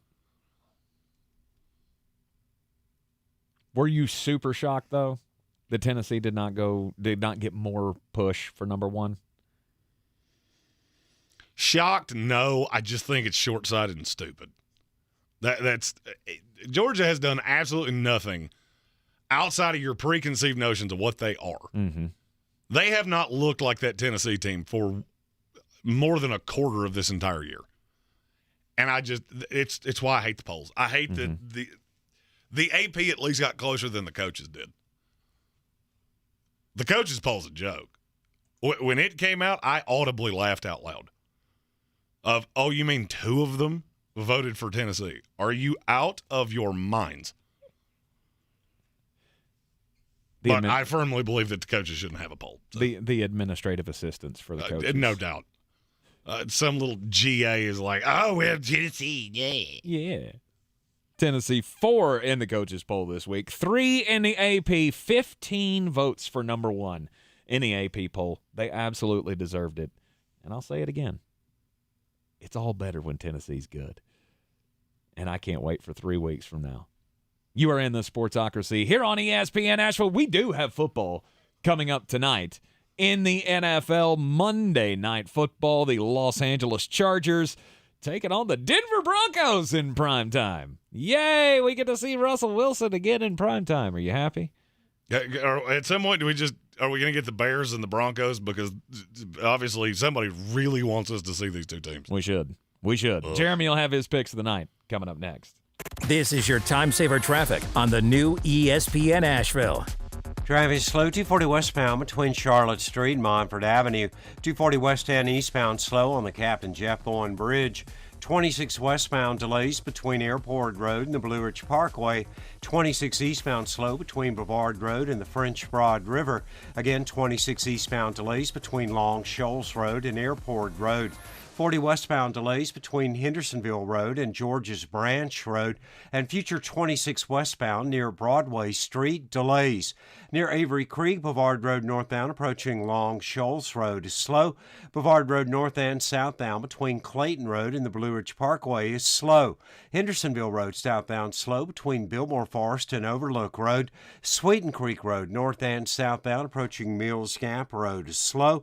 Merriman Avenue near Edgewood Road delays both directions. I'm Lee Benfield with your Time Saver Traffic. This report is sponsored by eBay Motors. You might not have the biggest garage on the block, but with eBay Motors, there's 122 million parts right at your fingertips. Whatever you need, there's something that fits your vehicle. Air filters, tires, seat covers, and more. Get the right parts at the right prices. ebaymotors.com. Let's ride.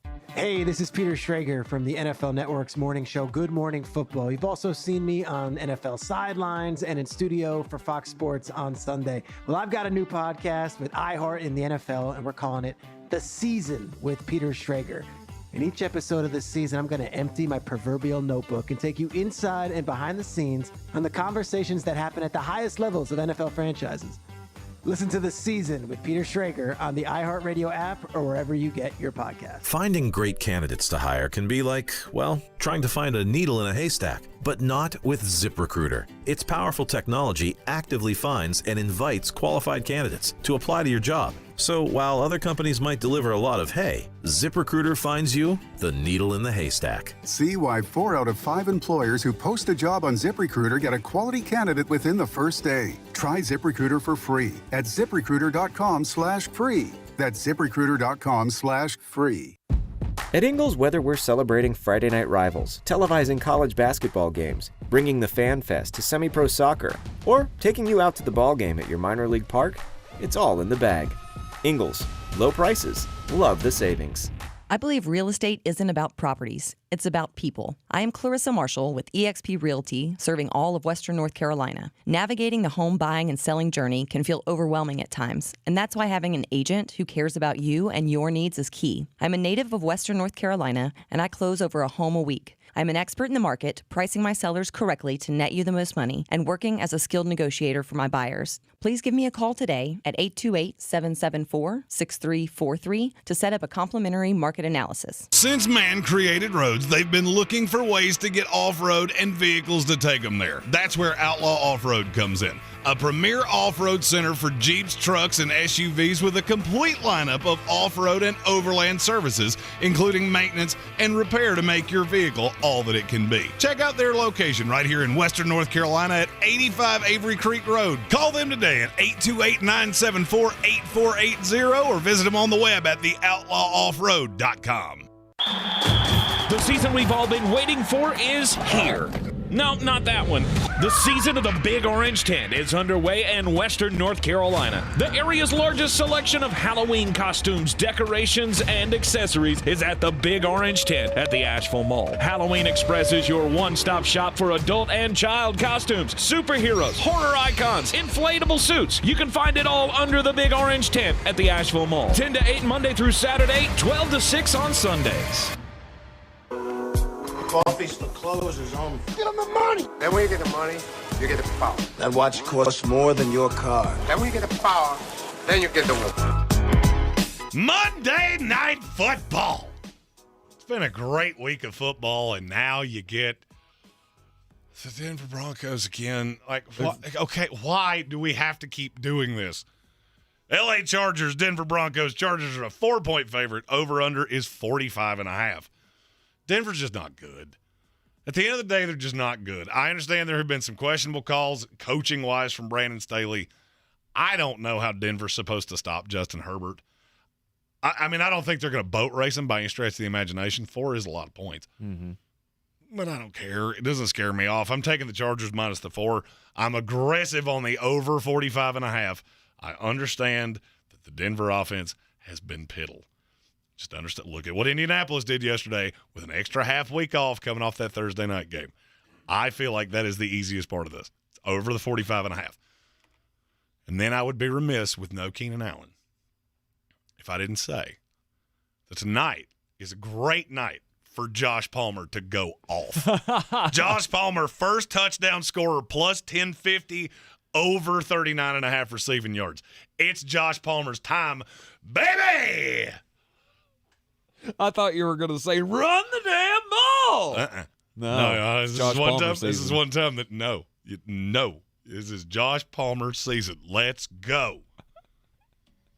You can take all those wagers over to BetUs.com. Use the promo code SPORTSOCRACY. Get a 125% deposit bonus on whatever you put into the account, up to $2,500. Anything you're specifically looking for tonight? I mean, other than to not fall asleep? I want to see the Chargers be dominant. I want to see the Charger team that we've been building up for 2 years now. You haven't seen it this season. Last season they had their moments, but I don't feel like they've had that game yet. I feel like with the Chargers, if you could take away the Jaguar game, it would completely change the way you looked at this team. Yeah. It's that one blip. You got lambasted by a team Jaguars. That's not very good. Right. Well, I shouldn't say that. They're very talented. They're just very inconsistent because they're so young. Mm-hmm. I feel like you can go a long way tonight. Because at the end of the day, you win tonight, you're 4-2. You have one of the best records in the league. Mm-hmm. You're exactly where we thought you would be. You just didn't get here the way we thought you would. Right. I want to see them be dominant because you look at the games that just look at the 3 wins that they have. Like you were way too close, a 2-point win over the Browns, who I've defended the Browns, but still, you should have boat raced them with that defense. Yeah, but they do a real good job of that one thing that I say all the time, which is run the damn ball. Right. Houston Texans, that game was way too close. The Raiders, after seeing what they've been this season, that wasn't a good look either. The only game that I could look at and go, yeah, that's good, was the loss to the Chiefs. You get by this one tonight, your next 3 games are the Seahawks, Falcons, and 49ers. You should win 2 of those 3. And based off what I saw from the 49ers last night, might be all 3 of them. Maybe, but also the Falcons and the Seahawks are nothing to sneeze at. They're not, but you're more talented than them. Mm-hmm. That's, and I hate to steal a line from my head coach of, you have to make it normal that we win these games. These games where we're more talented than teams, we should not lose to the Jacksonville Jaguars. Mm-mm. We should not be ecstatic that we beat the Cleveland Browns. Make it normal. This is a game you have no reason to lose. You're better than the Broncos. They're reeling. But you have to be careful because they are coming off extended rest. And these are prime spots where poorly coached teams get caught. Go Chargers, go! Monday Night Football tonight. Enjoy it. We'll have the recap for you tomorrow afternoon at 3 here on ESPN Asheville, along with the power rankings for Week 7 in the NFL. This is your Exergen Temporal Scanner weather forecast on ESPN Asheville. Freeze warning up midnight tonight until early Tuesday morning. We've got temperatures in the 20s and 30s here. And I think we'll see 30 degrees all the way down to the valley tonight. Mostly sunny Tuesday, high 46, low 30. And then we'll climb into the 50s for Wednesday and Thursday. 60s and 70s showing back up in Asheville coming up for the weekend ahead. Some low 70s Saturday and Sunday. I'm meteorologist Scott Lariamore. That's the latest Weather Channel forecast. This is your time saver traffic on the new ESPN Asheville. Traffic is slow, 240 westbound between Charlotte Street and Montford Avenue. 240 west and eastbound on the Captain Jeff Bowen Bridge is slow. Future 26 westbound near Broadway Street, traffic is slowing. 26 westbound slow between Airport Road and the Blue Ridge Parkway. 26 eastbound slow between I-40 and Brevard Road. Again, 26 eastbound slow between the Blue Ridge Parkway and Airport Road. 40 westbound delays between Hendersonville Road and George's Branch Road. Sweeten Creek Road southbound stop and go between the Blue Ridge Parkway and Mills Gap Road. Hendersonville Road southbound slow between Biltmore Forest and Overlook Road. Near the NC Arboretum, Brevard Road north and southbound between Clayton Road and the Blue Ridge Parkway, very busy. I'm Lee Minfield with your Time Saver Traffic. This report is sponsored